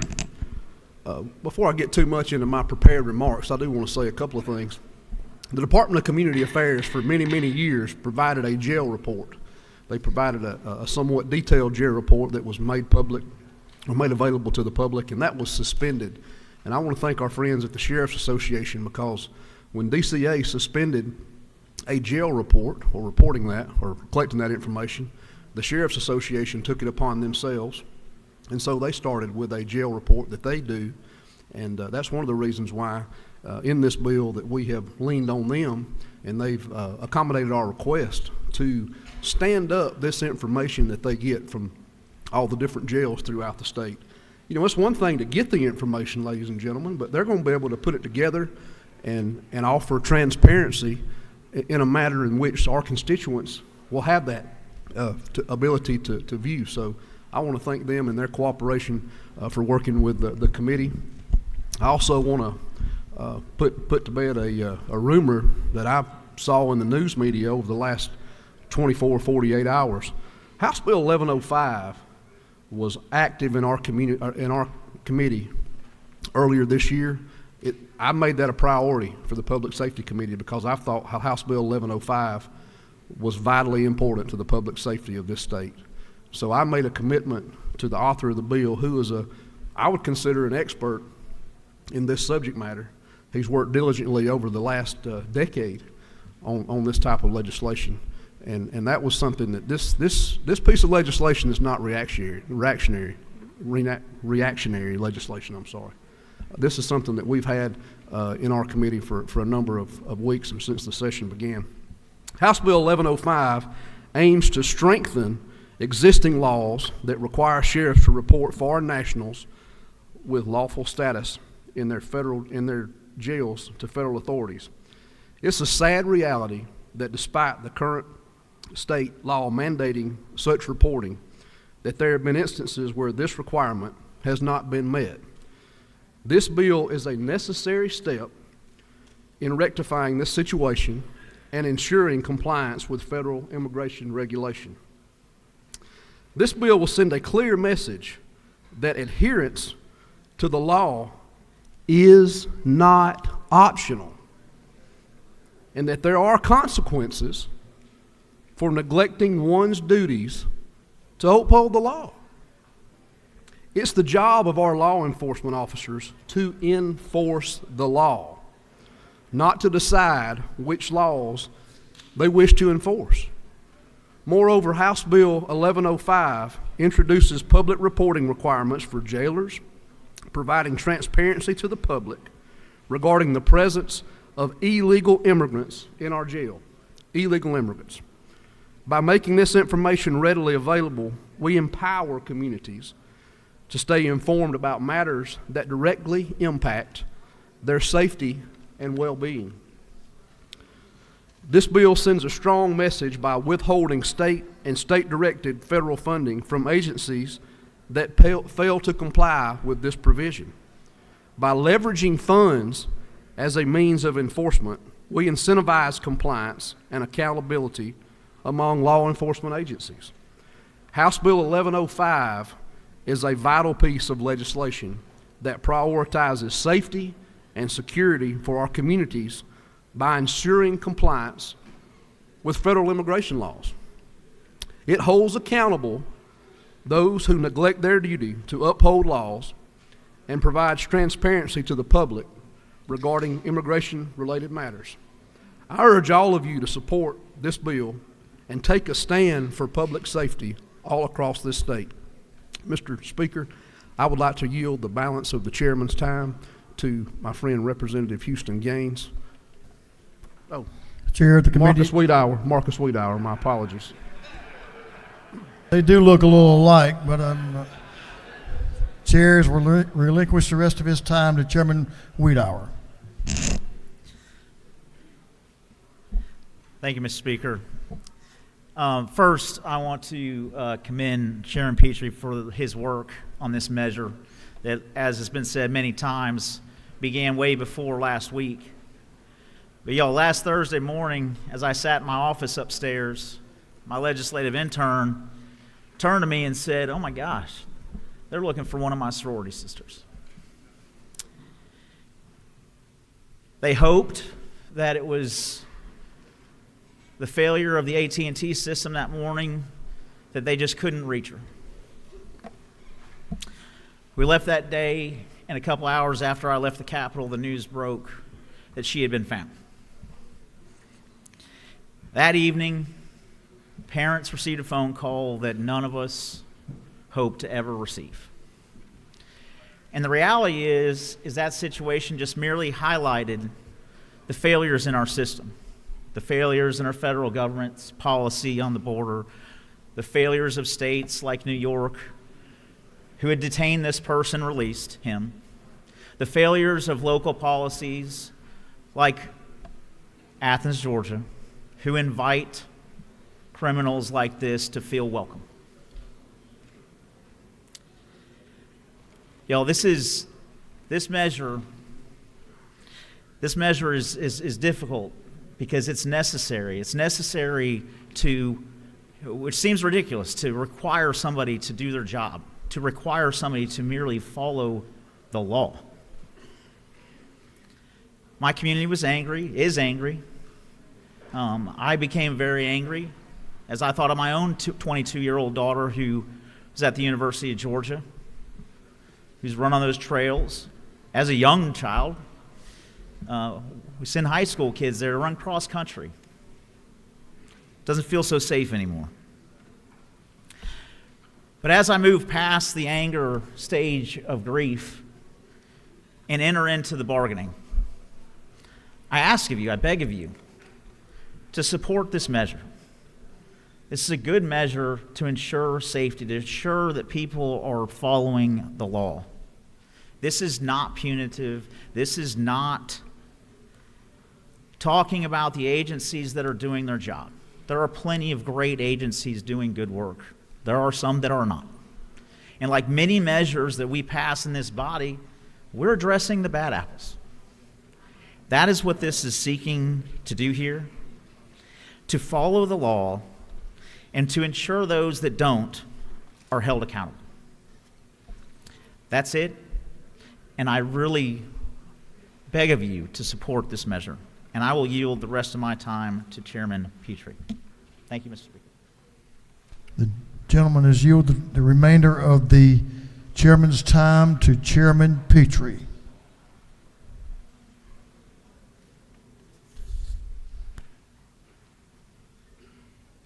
Chairman Petrie is recognized.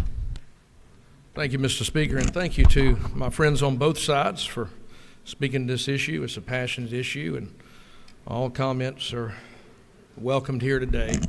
I do want to begin by, I want to close this out. Mr. Speaker, I don't want to be too long. We have a lot of other important measures to get to, but I do want to, I've been making notes over there about some of the things that have been said that I have to speak to. Let me begin by speaking to the minority report actually speaks to, the Department of Homeland Security has a budget of $122 billion. They don't need our local law enforcement to help them do their jobs. That's one of the points here. I want to make something very clear. An ICE detainer, it's a request for local law enforcement to help them do their jobs. That's what it is. It's local law enforcement saying, we need your help. And as I mentioned earlier, indeed, most ICE arrests in this country happen with the assistance of local law enforcement. So it's absurd to suggest that they don't need our help. That's indeed exactly what programs like 287GR, and it's exactly what an ICE detainer is. By the way, Sheriff Conway, I have a quote from him from 2010. There's been some conversation about him that was alluded to, where he made it very clear, "I am pleased with the program so far," the sheriff said, this is back in 2010. "It saved the county millions of dollars and removed many offenders that have committed serious and violent crimes, including aggravated assault, rape, aggravated child molestation, and felony drug charges." He's a longtime lawman. But let me speak more fully to some of the other issues. There's been some conversation about defunding the police. Well, that's really absurd, because all this bill does is compel sheriffs to follow the law. Not too hard to imagine that, is it? If you follow the law, nobody's defunded. So what it does is compel people to actually do their job. There was some conversation about, and by the way, I've never suggested, and I haven't heard anyone here suggest anyone is committing more crimes than another. No one's ever suggested that. I've never suggested that, but I will tell you this. I will tell you that every single crime that is committed by somebody illegally in this country was an avoidable crime. That crime in Athens that has been alluded to never would have happened under Barack Obama or Donald Trump, because the border was secure and that individual wouldn't be here. He said he was here on asylum. He was here for assault. Never would have happened. So here's the deal. 25% of our federal prisons, since the other side brought it up, 25% are aliens. 25%. But I didn't bring up the issue. I never suggested anybody. It's not part of our talking points. Seems to be yours. Let's talk about documents. We had some folks talk about how hard it was to find these documents. I think everybody in this room is carrying their documents, aren't you? Didn't think that was too complicated. 1940 federal law requires that all foreign nationals over the age of 18 carry proof of illegal immigration status on their person. Since 1940, folks, that didn't happen last 4 years ago. And the list that I provided in that measure, which came from, as if you will listen to what I mentioned earlier, the list in the bill came from the sheriffs for their procedure that they use today to determine. That list is how we prove those are the documents show that only an illegal alien would not have. We want to make sure that we don't capture anyone else in this. Only someone who's illegally here. And again, only, we'll keep repeating it, only those that are illegally here and then commit a crime and victimize our communities. A representative suggested that lines 86 through 88 is a change. It is not. That is the current statutory law. The only thing we did was name the act. It mentioned the federal law. That's what it is. That's not a change. So there's been so much to speak to. I'm not going to get into all of it. Let me say this. Let me just end it with this, because we're not changing anybody's minds here. Here's the deal. Non-cooperation with the federal immigration authorities, I want to be very clear on this, endangers public safety. And it makes a mockery out of our nation's immigration laws. Period. The average ICE detainer, by the way, I did make a note here, I looked this up. The average ICE detainer, and remember the Biden administration, their ICE detainers have dropped by 69%. They're not sending ICE detainers out for people that have parking tickets. The average ICE detainer already has a history of 4 previous charges.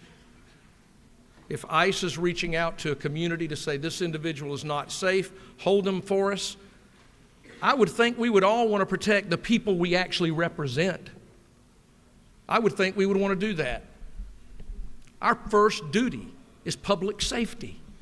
Our first duty to the people that elect us is public safety. I would think that we'd want to do that.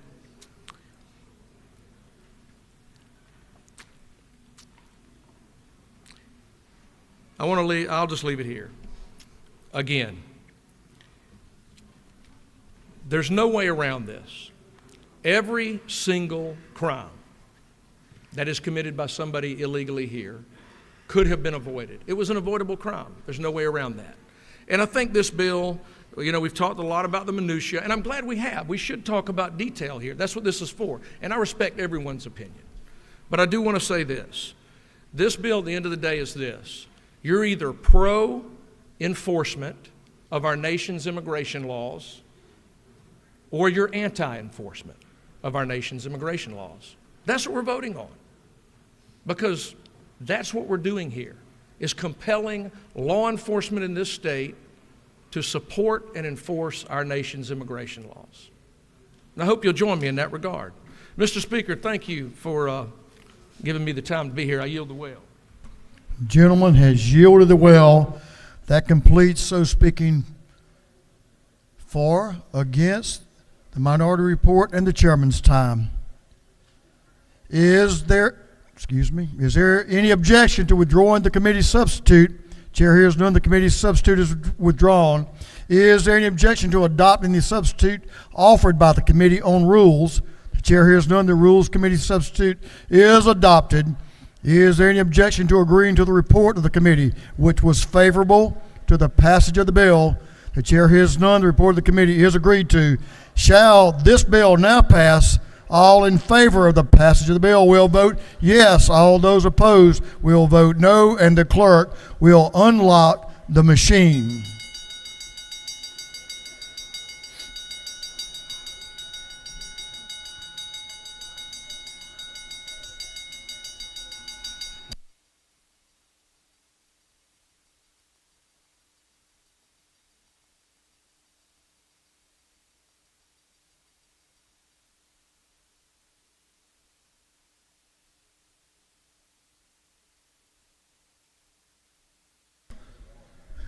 Have all members voted? For what purposes, Representative Roberts, rise? Parliamentary inquiry. State your inquiry.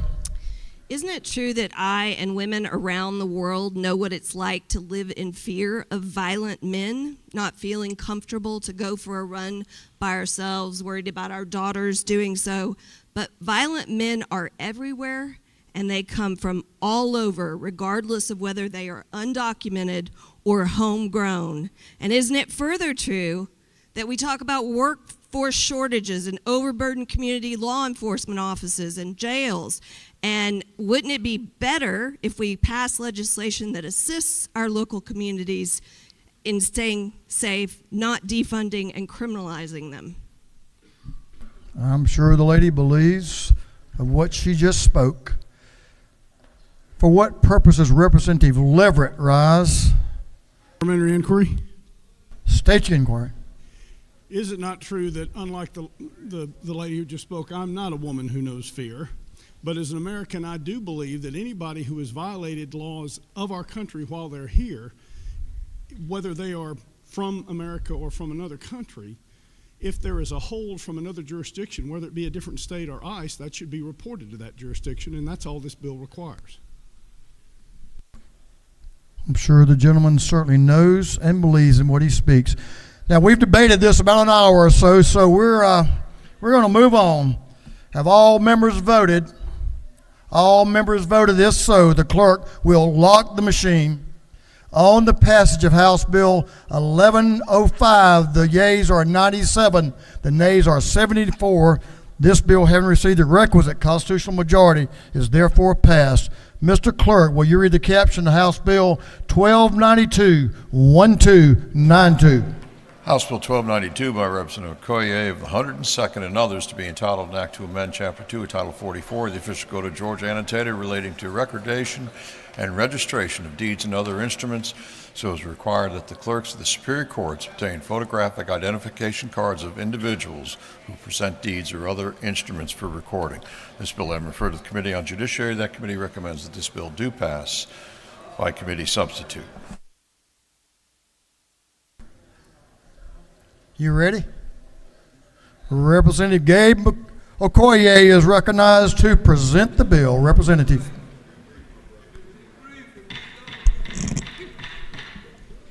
Thank you, Mr. Speaker. Ladies and gentlemen, colleagues, my bill, HB 1292, sends a strong and unequivocal message to fraudsters that sell people's homes fraudulently without their knowledge.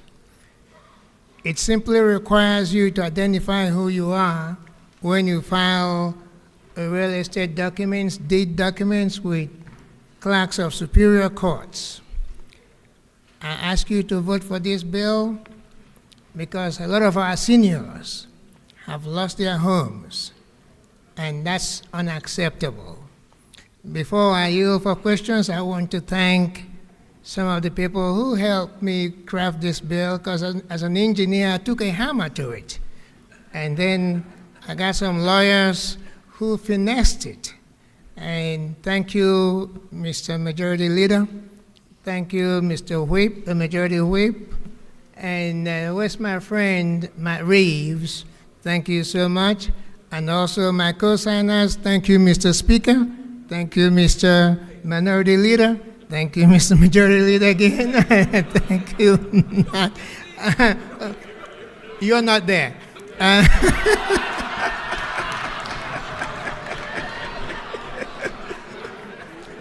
And Mr. Speaker, I know they're going to kill me now, but I yield for questions. I don't think so. After you shut down the representative from the coast, I think that Representative Dinya from to your left has a question. No. Gentleman's Thank you, recognized. Mr. Speaker. Does the gentleman yield? Yes. I am going to vote for this bill, but is it not true that I got a call from a friend of mine who owns 150 homes and has in the Georgia area and has at least 10 of them with squatters? I wasn't one of the squatters. That's what. Does the gentleman further yield? Yes, sir. Is it not true that people sometimes confuse you for me and me for you? Mr. Minority Leader, give them new glasses. They need better glasses to see better. I'm the handsome one. I've never done that. The gentleman in Wales is a much better looking man than you are. Representative Stinson, I don't know what she has to say about this, but she does have a question in the back. Representative Correa. Representative Stinson's recognized. Thank you, Mr. Speaker. Does the gentleman yield? Yes, ma'am. Can you explain to me what House Bill 1292 would have to do with the funeral home industry? Are you still angry because I refuse to be your customer?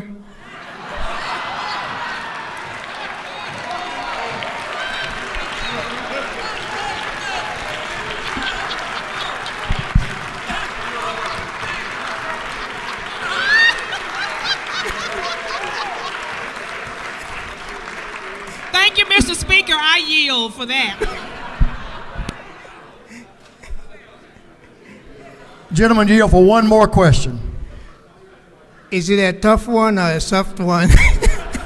Yes, Well- yes, Mr. Speaker. Well, yield for one more. Yes. Representative Jason Ridley, to your right, has a question. I want to be bipartisan here. Does the gentleman yield? Yes, sir. Now, you said you was an engineer, and you used the word hammer that you took to this bill. Is that correct? Yes, sir. Could we get some of your expertise to fix the speaker's hammer where he quits breaking it? We just have to starve him. He's too strong. That's why he breaks them. Could I?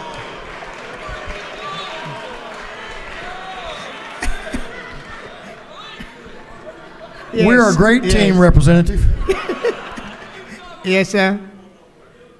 Or one more comment. You've already got your bill and you're in the well. You ain't got to brag on him no more.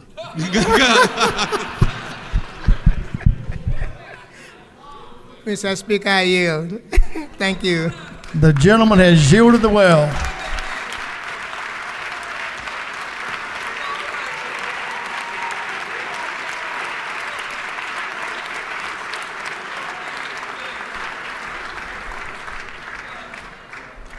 When you have a good bill, it doesn't take much to sell it.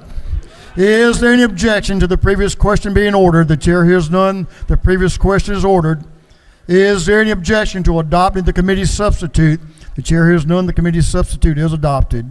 Is there any objection to agreeing to the report of the committee, which was favorable to the passage of the bill? The chair hears none. The report of the committee is agreed to. Shall this bill now pass? All in favor of the passage of the bill will vote yes. All those opposed will vote no. And Mr. Clerk, will you unlock the machine?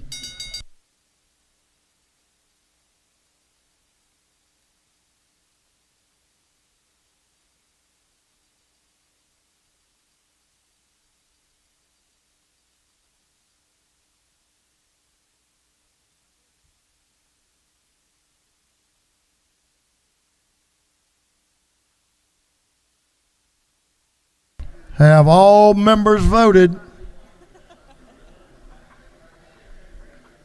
Have all members voted? If so, the clerk will lock the machine on the passages.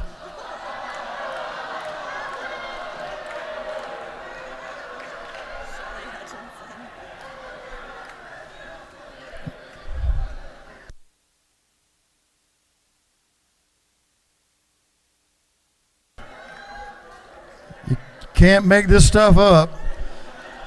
On the passage of House Bill 1292, the yeas are 168, the nays are 2. The bill, having received the requisite constitutional majority, is therefore passed.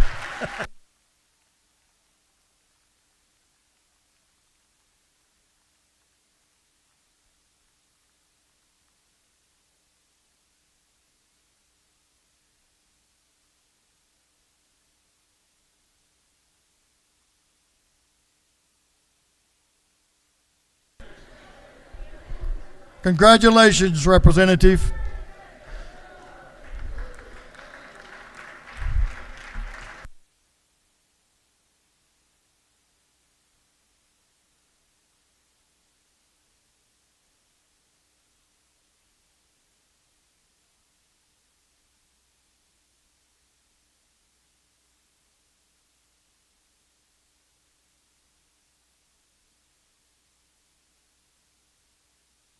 It's a great day in the neighborhood. Mr. Clerk, will you read the caption? Oh, there we go.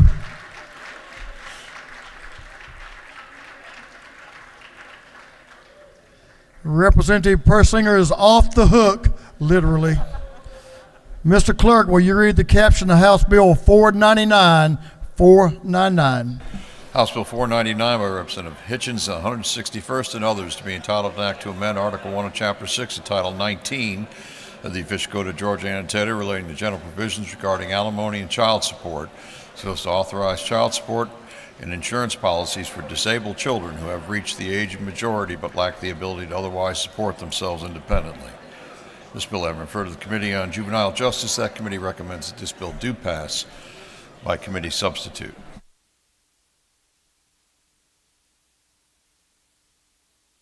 Members, I want you to pay attention to this bill. This is one you can talk about when you go back home. Chairman Hitchens is recognized to present the bill. Thank you very much, Mr. Speaker. I rise today to present House Bill 499. And this is way out of the area which I'm used to being involved with. But sometimes you just see things that you know aren't right, and you need to take a stand to fix it. 12 years ago, after I was elected, but before I ever took office, I was invited to go speak to a group called the Navigators. I had no idea what they were about, but when I got there, I soon found out that the common denominator was they all had children with disabilities. I've been involved with them ever since, and they've kind of inducted me into their group. And I've learned a lot of things, some good, some bad. I've been exhilarated with some of the things they've accomplished, and I've had some very negative days with disappointments. But one of the things I noticed was that they had a much higher rate of divorce within that group than in normal society. And in fact, I was told this morning by somebody who belonged to a similar group that it's 87%. Very obviously, much of it is probably akin to the problems that they have with a special child and the care and maintenance of that child. I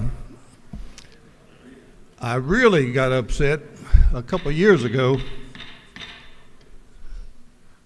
when I found out that the non-custodial parent, once the child reaches the age of majority, just can walk away without any responsibility toward that child from that day forward.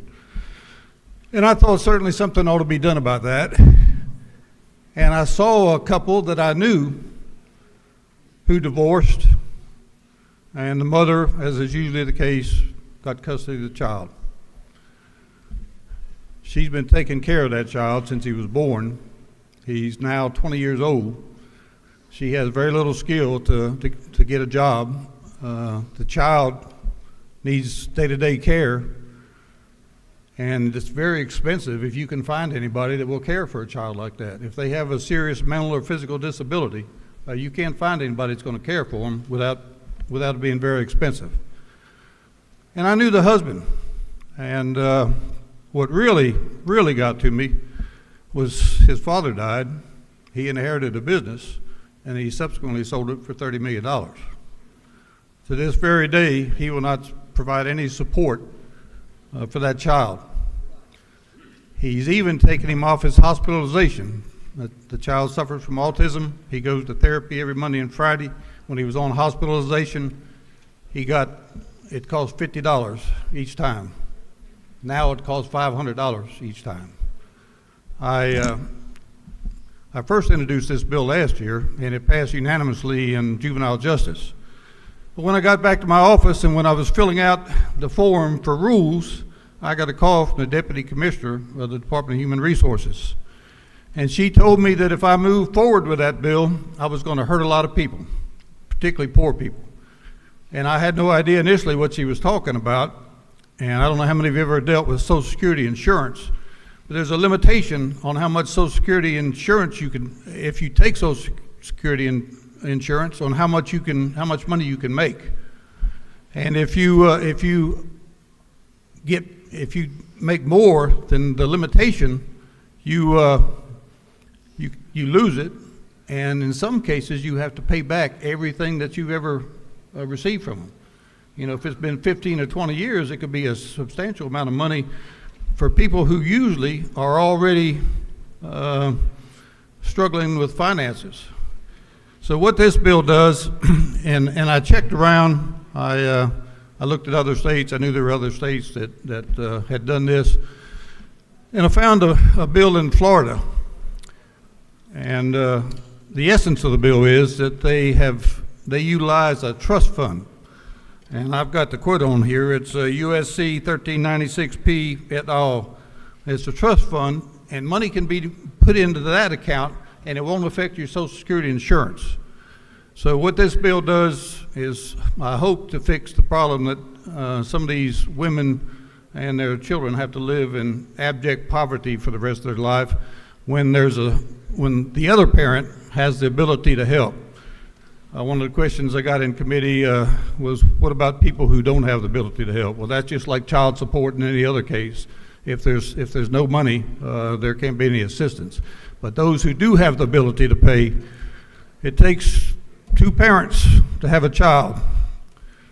Even though all of mine are normal and some of them are in their 50s, you know, well, my wife more than I, but there's still some money that changes hands from time to time, and in support of those children. So people ask me how my kids are, and I say, well, nobody's asking for money, so things must be pretty good. But You know, I just think it's a wrong that we can right, and I've worked hard on this. I've appeared twice before the Child Support Commission. I didn't even know there was one over judiciary. I think Houston Gaines is on that commission, and the first time they had some issues. The second time they told me that they were good with the technical part of this bill, but they couldn't advocate one way or the other, that it was a public policy issue, and it was up for the legislature to determine how we move forward. So I would ask for your favorable consideration, and I'd be glad to answer any questions. Gentleman has a question over to your left. Representative Hilton has a question. If you'll yield. I yield. I don't think my microphone will yield. Thank you, Mr. Speaker. Does the gentleman yield? I yield. Is it not true that my wife, Meredith, and I have a beautiful boy, Chase, with a disability? That's correct. Is it not further true that the divorce rate for parents of a child with a disability is 87%? That's Finally, is it not further true? I thank God every single day my wife keeps us in the 13%. I'm sure that's the truth. Thank you, gentlemen, for this great bill. Gentleman, further yield. Representative Maynard to your right has a question. Thank you, Mr. Speaker. Does the gentleman yield? I yield. Is it not true that I am really thankful for this bill? As a physical therapist that worked at Children's Health Care, I see firsthand the struggles that families go through with children with special needs. I'm in full support of the bill. Well, I appreciate that, and I just think right is right, and this is the right thing to do. Gentleman, further yield. Representative Jenkins to your right has a question. I yield. Roger, is it not sure that legislation ensures that disabled children are provided for as they reach adulthood? That's correct. Representative Glaze to your left has a question, is recognized for a question. If the gentleman will yield. Thank you, Mr. Speaker. And does the gentleman yield? I yield. I'm going to pause because this is probably one of the best bills that I've heard all day. And the work that you've put behind it, we would say, isn't it true that you have gone above and beyond the character and the integrity of an elected official to do this work for disabled children and helping their families, support them as they continue on beyond 18 years old. This is a bill that I absolutely say to you, thank you, and my gratitude is way beyond what my words can say as I take care of my 70-year-old brother because my parents are gone and he's been disabled for many, many years. Thank you, sir. Well, thank you, and I don't think many people in society, they realize how common this is, how many disabled children we have. You know, in this one group in Effingham County, there are about 100 families. And, you know, I carried a bill a couple years ago when 2 children got killed and buried in the backyard, and I really got into it with some homeschool people, and I was queried about it several times, and they said because they used homeschooling as a reason to take them out of school, and then they disappeared, and nobody knew where they were. Well, they were buried, they'd been killed and were buried in the backyard. And there was some question about involving Department of Human Resources and DFACS in the cases to check on the children, and I said, you know, in cases like that, if the government doesn't intervene, who is going to? I mean, they have nobody else to turn to. Gentleman has no further questions. Thank you. I yield the will. The gentleman, the carrying gentleman, has yielded the well. Is there any objection to the previous question being ordered? The chair hears none. The previous question is ordered. Is there any objection to adopting the committee's substitute? Chair hears none. The committee's substitute is adopted. Is there any objection to agreeing to the report of the committee, which was favorable to the passage of the bill? Chair hears none. The report of the committee is agreed to. Shall this bill now pass? All in favor of the passage of the bill will vote yes. All those opposed will vote no. And the clerk will unlock the machine.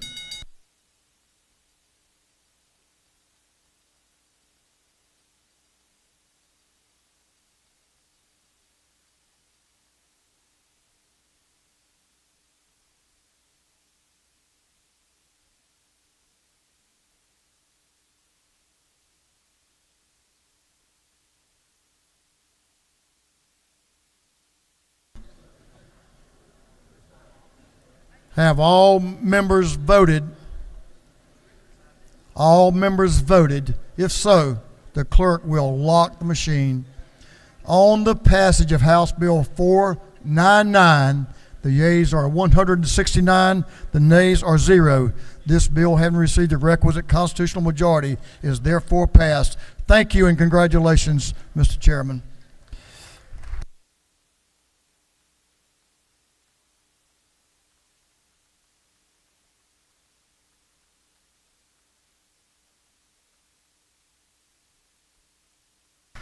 Mr. Clerk, will you read the caption to House Bill 617-617? House Bill 617 by Representative Jaspers of the 11th and others to be entitled an act to amend Title 32 of the Official Code of Georgia annotated relating to highways, bridges, and ferries so as to provide for the development and maintenance of a statewide freight and logistics implementation plan. This bill has been referred to the Committee on Transportation. That committee recommends that this bill do pass by committee substitute. Chairman Jaspers is recognized to present the bill. Chairman Rick Jaspers. Thank you, Mr. Speaker. House Bill 617 is the culmination of about 4 years' work by the Transportation Committee, GDOT, and State Planning Director on freight and logistics. Now, this bill has been done to ensure wise planning and implementation of our tax dollars and working on the issues that are all around freight and logistics in our state. We had numerous study committees gathering information all across the state and listening to many, many people. What 617 does is to build upon the existing GDOT planning, but with a little bit different focus on implementation. And I know that's what's important when you go home and talk to your folks. It focuses on investments on the core needs by adding to the interstate systems and other state critical freight routes, railroad crossing access, and also truck parking. It requires the plan to consider projects to address the transportation needs in 3 defined areas: an international trade zone, ocean trade zone, the inland port zones, and commercial and industrial impact zones. It requires GDOT to report back to us every February 15th on the progress to make sure that the money is doing as it should and it's using the maximum federal dollars that are out there. Section 2 also lays down the future planning of the 2020 freight plan, which was delivered to us this February. And if you'd like a copy, I can certainly provide it, but also makes us look way down the road to 2050. And the planning director is in charge of that. You know, you saw in the budget this year, it takes significant dollars to make a difference in transportation. So it's very important that we focus our money so it is effective. And I know you appreciate it, we voted for it, and will continue to. But Mr. Speaker, that's our plan for freight and logistics funding, and I'll be glad to answer any questions.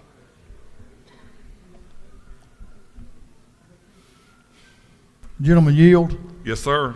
Representative Jason Ridley to your right has a question. My friend yield. Yes, sir. Talking about inland ports, since I have one in my area, would this in any way help get 411 fixed where it's falling in?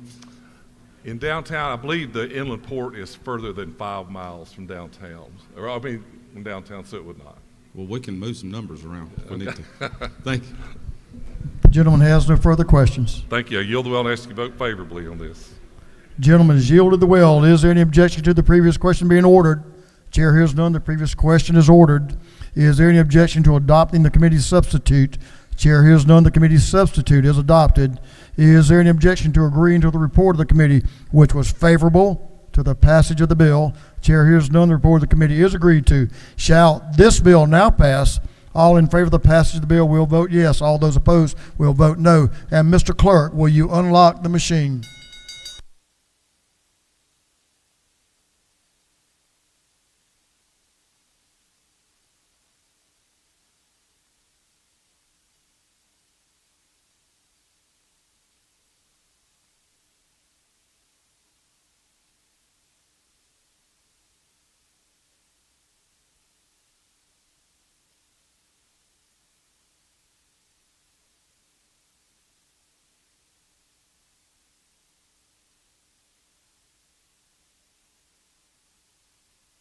Have all members voted?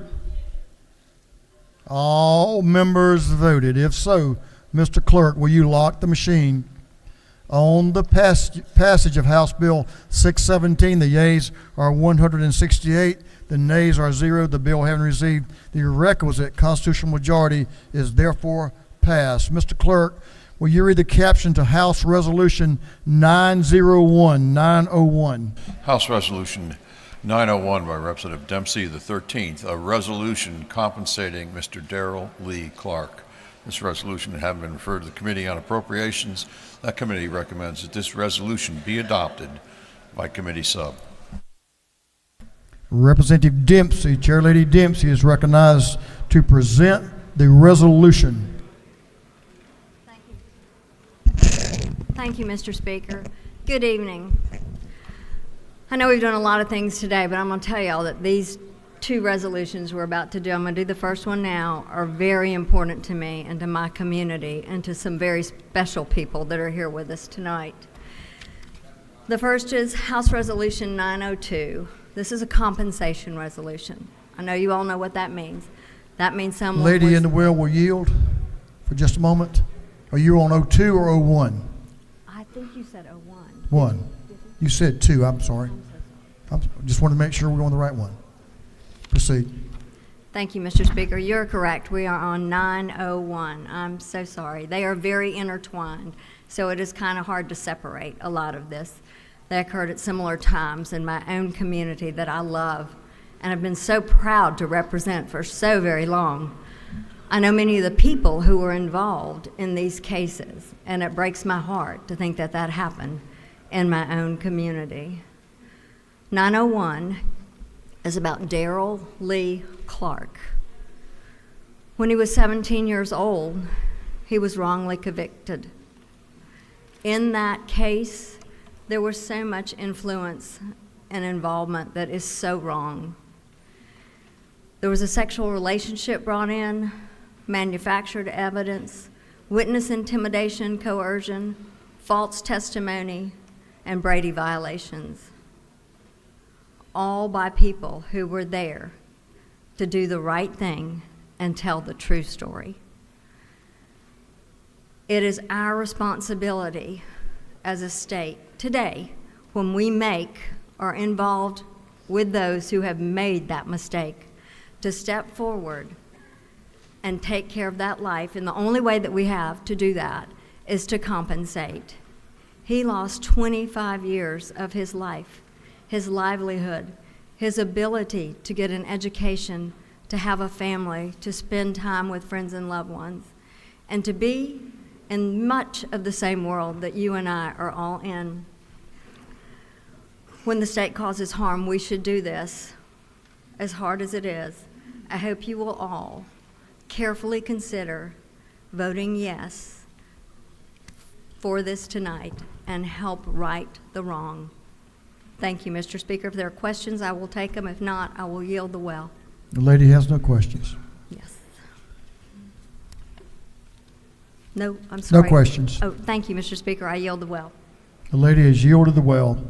Is there any objection to the previous question being ordered? The chair hears none. The previous question is ordered. Is there any objection to agreeing to the report of the committee, which was favorable to the adoption of the resolution? The chair hears none. The report of the committee is agreed to. Shall this resolution be adopted? Now be adopted. All in favor of the adoption of the resolution will vote yes. All those opposed will vote no, and the clerk will unlock the machine.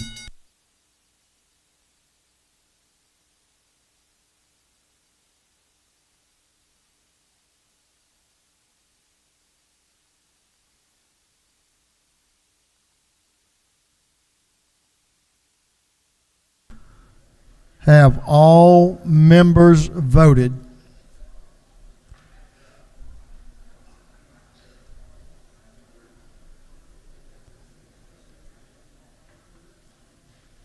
All members voted. If so, Mr. Clerk, will you lock the machine? On the adoption of House Resolution 901, the yeas are 156, the nays are 6. The resolution having received the requisite constitutional majority is therefore adopted. Mr. Clerk, will you read the caption to House Resolution 902-902? House Resolution 902 by Representative Dempsey, the 13th, a resolution compensating Mr. Joseph Samuel Watkins.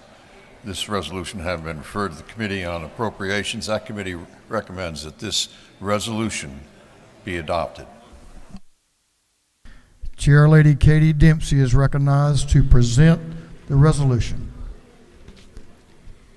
Thank you, Mr. Speaker. And this is House Resolution 902, which is very similar and very intertwined in the same time frame in my community. So I'm not going to repeat much of what I said to y'all, but I am going to tell you that this is about Joseph Samuel Watkins, a man who spent 22 years of his life in a place that I cannot even imagine, or how he did it, and how he has come out, much like Mr. Clark that I spoke about a minute ago, very humbly, very anxious to not get back at anyone for it, but to have a life.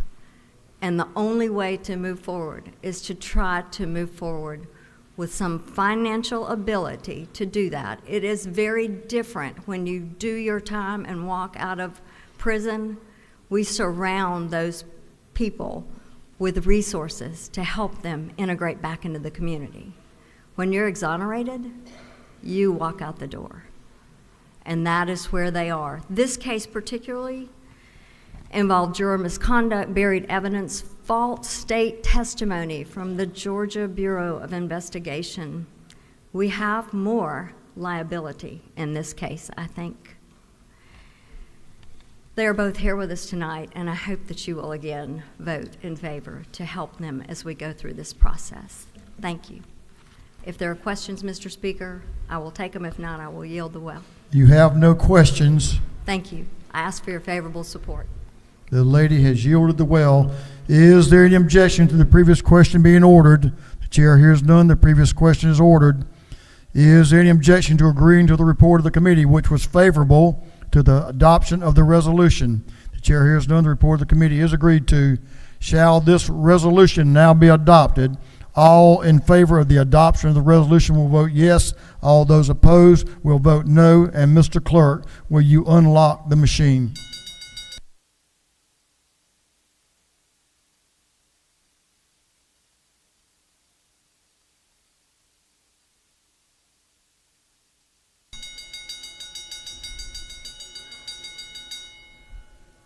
Have all members voted? For what purpose does Chairman Werkheiser rise? Parliamentary inquiry. State your inquiry, sir. Mr. Speaker, is it not true that sitting over in the Senate right now is House Bill 364, carried by Representative Scott Holcomb, that would remove us from this process and put it in the hands of the judicial branch and other people who are well-versed and educated, and this body passed it almost unanimously, and it's been sitting in the Senate for a year. Is that not true? I think the gentleman knows exactly what he speaks to. It's a good bill Representative Holcomb passed last year within this body, and it's due time that it moved on. So we could attempt to justify these horrific situations. Thank you for your inquiry. Have all members voted? If so, Mr. Clerk, will you lock the machine? On the passage of House Resolution 902, the yeas are 162, the nays are 2. The resolution, having received the requisite constitutional majority, is therefore adopted.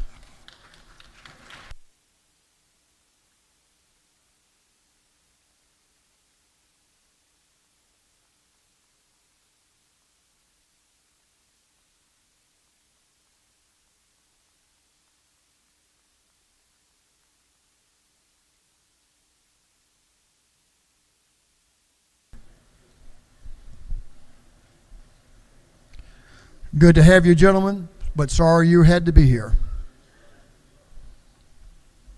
Thank you, Representative. Mr. Clerk, Will you read the caption to House Resolution 1133?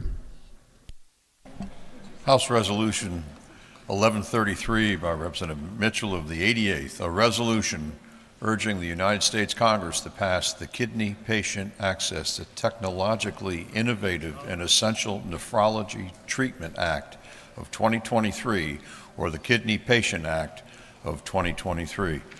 This resolution having been referred to the Committee on Health, that committee recommends that this resolution be adopted. Chairman Billy Mitchell is recognized to present the resolution. Thank you, Mr. Speaker, and I also want to thank Chairman Hawkins and the members of the Health Committee, where this resolution was well vetted. This resolution to the United States Congress simply urges them to pass the Kidney Patient Access to Technologically Innovative Essential Nephrology Treatments Act.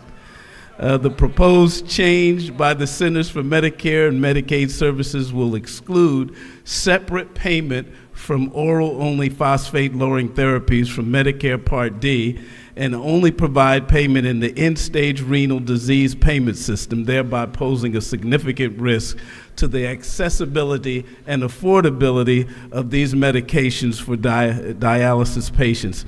Now, this proposal was actually brought to us by the Kidney Foundation as part of their national effort to gain support for this bipartisan congressional policy being led by one of our own, former state representative and now member of Congress, Republican Buddy Carter. With that, I would urge your favorable consideration. Would the gentleman yield the will for one question? I promise, just one. Certainly, Mr. Speaker. Representative Holcomb, to your left, has a question. Thank you, Mr. Speaker. Does the gentleman yield?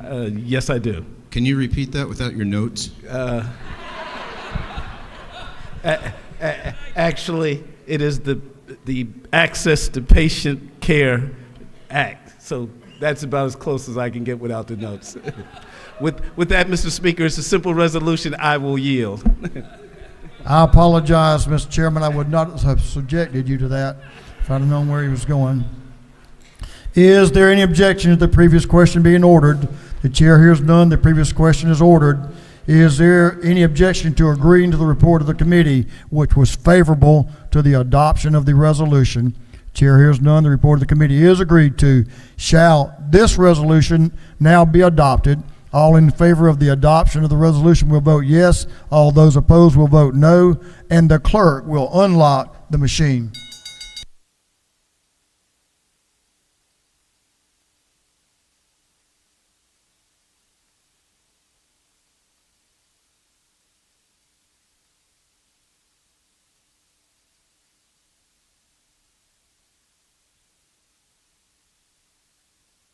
Have all members voted? For what purpose is Representative Holly rise? Parliamentary inquiry, sir. State your inquiry. Is it not true that all of us heard a faint cry of approval from our youngest member in the back? I think you did. He's waving. He acknowledged that. Have all members voted? All members voted. If so, the clerk will lock the machine. On the passage of House Resolution 1133, the yeas are 164, the nays are 0. The resolution, having received the requisite constitutional majority, is therefore adopted. Mr. Clerk, will you read the caption to House Bill 663? Chairman Hatchett is recognized to present. Did I let him read the caption? I apologize. I was so anxious for you to come to the well. Mr. Clerk, will you read the caption, House Bill 663? House Bill 663 by Representative Hatchett of the 155th and others to be entitled an act to amend Chapter 7 of Title 31 of the Official Code of Georgia Annotated relating to regulation and construction of hospitals and other healthcare facilities so as to establish certain rights of minors and adults admitted to hospitals. This bill having been referred to the Committee on Health, that committee recommends that this bill do pass by committee substitute. I want the members to give your special attention to Chairman Hatchett. Chairman Hatchett, you're recognized to present the bill. Thank you, Mr. Speaker. Colleagues, this is an issue that was debated in 2021 for quite a while. It's a substitute, more or less, to House Bill 290 from 2021. And I'm going to try to tell you what exactly is in the bill, because there's quite a bit of what I like to call legalese. So here it goes. It creates a new category of designated essential caregiver that, when a child is hospitalized, one of his or her parents or guardian has the right to be with them in the hospital.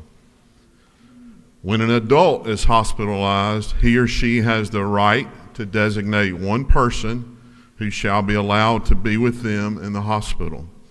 The designated person may be the patient's spouse, family member, healthcare agent appointed via the patient's advance directive for healthcare, a representative authorized to consent to medical treatment under Georgia law, which includes a spouse, an adult child, a parent, a sibling, a grandparent, an adult grandchild, a first-degree adult niece, nephew, or aunt or uncle, an adult friend who has exhibited special care and concern for the patient and who's generally familiar with the patient's health care views and desires, or other caregiver. It allows a hospital or nursing home to limit visitation in certain limited instances for the safety of patients and staff. It allows a hospital or nursing home to require visitors to comply with reasonable safety protocols and to wear personal protective equipment like masks provided by the facility. It requires the Department of Public Health to develop informational materials about these rights and requires hospital and nursing homes to post this information on their websites. And last but not least, the rights established in House Bill 663 cannot be waived by the state during a public health emergency. I want to thank the Georgia Hospital Association for working with me a lot on this legislation and coming to this agreement. Now, those of you who've been here just the last couple of years are used to me just coming to the well on the budget. Prior to that, health care was my passion, and I'll tell you that health care is still my passion. And for the last 14 years, I brought bills that I've been passionate about that are huge items for this state, and I believe they're important for this state. But ladies and gentlemen, this is the first bill for me that is personal for two reasons. Michael Snipes is a lifelong friend who during COVID spent 110 days in the hospital and 70 days on a ventilator. With the assistance of his wife, who is a lawyer and who managed to keep herself in the room, staying with him, and assisted the healthcare providers, kept him alive. Without her presence in the room, he would not be here today. He's not here with us, but he is living and breathing. This bill is for the many spouses and family members that this legislation will empower to be with their loved ones. This bill is also for somebody else. My mother, Bunny Hatchett, who on December 5th, 2020, died from COVID. 17 days earlier, I took her to the hospital, knowing that it would probably be the last time I could hug her, and she hugged me back. The last time she could see me and I talked with her, and former Speaker David Ralston referenced this when he talked about HB 290. because at the time I couldn't come up here and talk about this. I was standing on the helipad at the hospital, and she was in her third floor room in the ICU, looking out her window at me and my sister on the helipad and talking with us. She could see me, but I couldn't see her. This is for my mama. So if this ever happens in the future, that you could hug your mama or daddy goodbye. I ask for your favorable consideration, and I yield the will.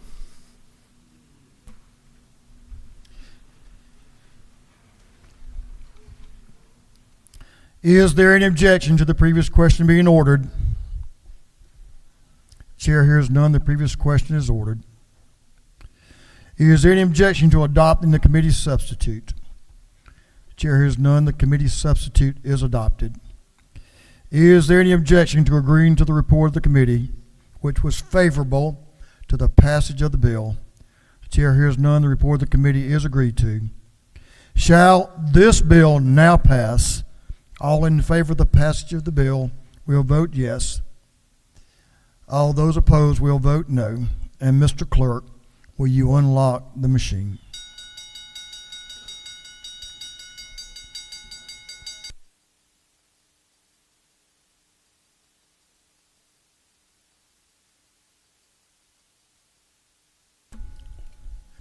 Have all members voted? All members voted.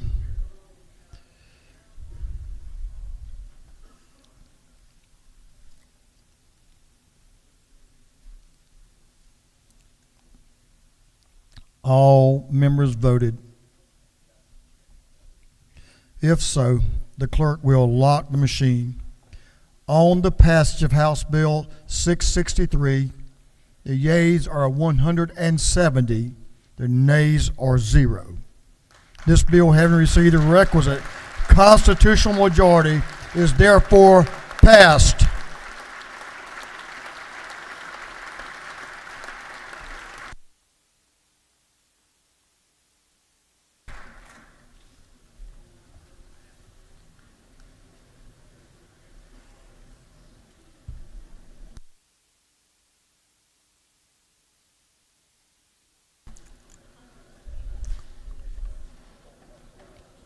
Your mama is proud of you, Representative Matt Hatchett. Congratulations. Mr. Clerk, you read the caption of House Bill 844. House Bill 844 by Representative Earhart of the 36th. To be entitled an act to amend Title 43 of the Official Code of Georgia Annotated relating to professions and businesses so as to repeal and re-act Chapter 11A, the Dietetics Practice Act, and to provide for related matters. This bill having been referred to the Committee on Public and Community Health, that committee recommends that this bill do pass by committee substitute. Representative Jeannie Earhart is recognized to present the bill.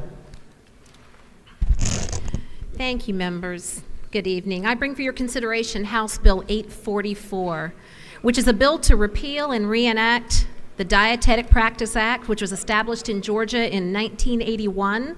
It has not been updated since 1994. The problem that currently exists in code, quite frankly, is that it's outdated and there's a great deal of confusion. This law will fix all of that. The language in this bill is the result of a collaboration between the Georgia Academy of Nutrition and Dietetics and the National Academy of the same name. This law would do several very important things. Number one, it will provide clear language regarding the standards of practice and care for dietitians and licensed nutritionists. It will narrowly tailor the definition and the regulation of what's called medical nutritional therapy. Now, this is the highest level of nutritional care designed to help treat medical conditions. This is necessary, folks, to protect our consumers. It will provide a pathway to licensure for all qualified licensed nutritionists and dietitians. And very importantly, it will provide important clarity on the guidelines for those who are unlicensed. So basically, there we're talking about trainers, health coaches, holistic wellness advisors. Currently, there is great confusion as to what they are permitted to do and what is really allowed within their scope of practice.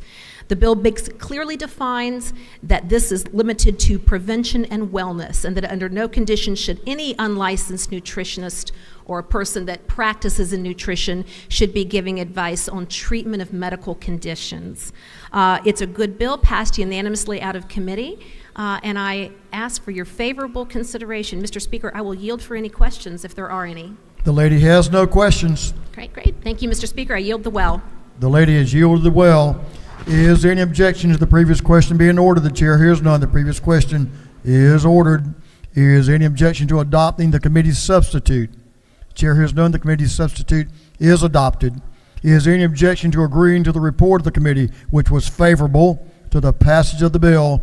Chair hears none. The report of the committee is agreed to. Shall this bill now pass? All in favor of the passage of the bill will vote yes. All those opposed will vote no. And Mr. Clerk, will you unlock the machine?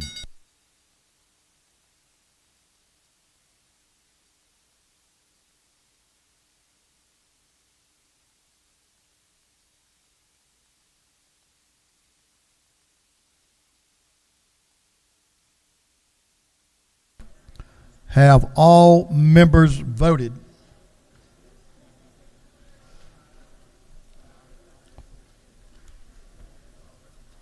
All members voted. If so, the clerk will lock the machine on the passage of House Bill 844.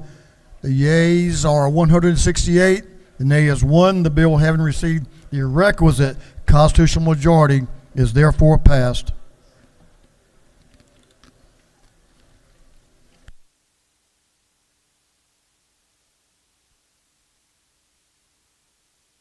Mr. Clerk, will you read the caption to a group of privileged resolutions? Honoring the life and memory of Jack M. Bob Clemens. Congratulating and commending Alice White Bussey for receiving the 2024 Yellow Rose Nikki T. Randall Service Leader Award. Commending and congratulating Evan Newsom. Recognizing and commending Richard Clay Ruskell upon his retirement.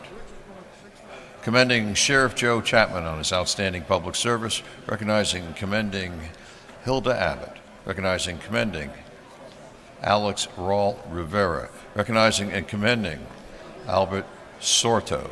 Recognizing and commending Jefferson Dominguez. And for other purposes, that completes the reading of the privilege resolutions. Is there any objection to adopting the privileged resolutions? Chair hears none, and the resolutions are adopted.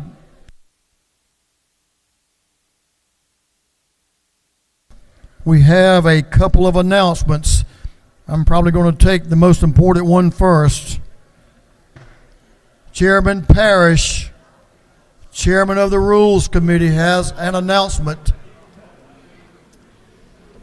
Thank you, Mr. Speaker.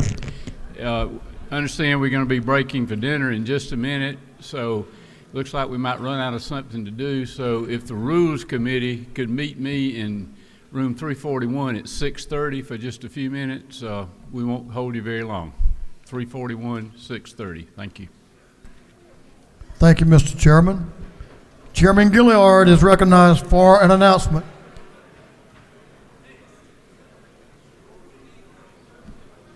Thank you, Mr. Speaker. GLBC, we have some good hot food in 605. That concludes our announcements. This House will stand in recess until 7 p.m. 7 p.m. House will stand in recess.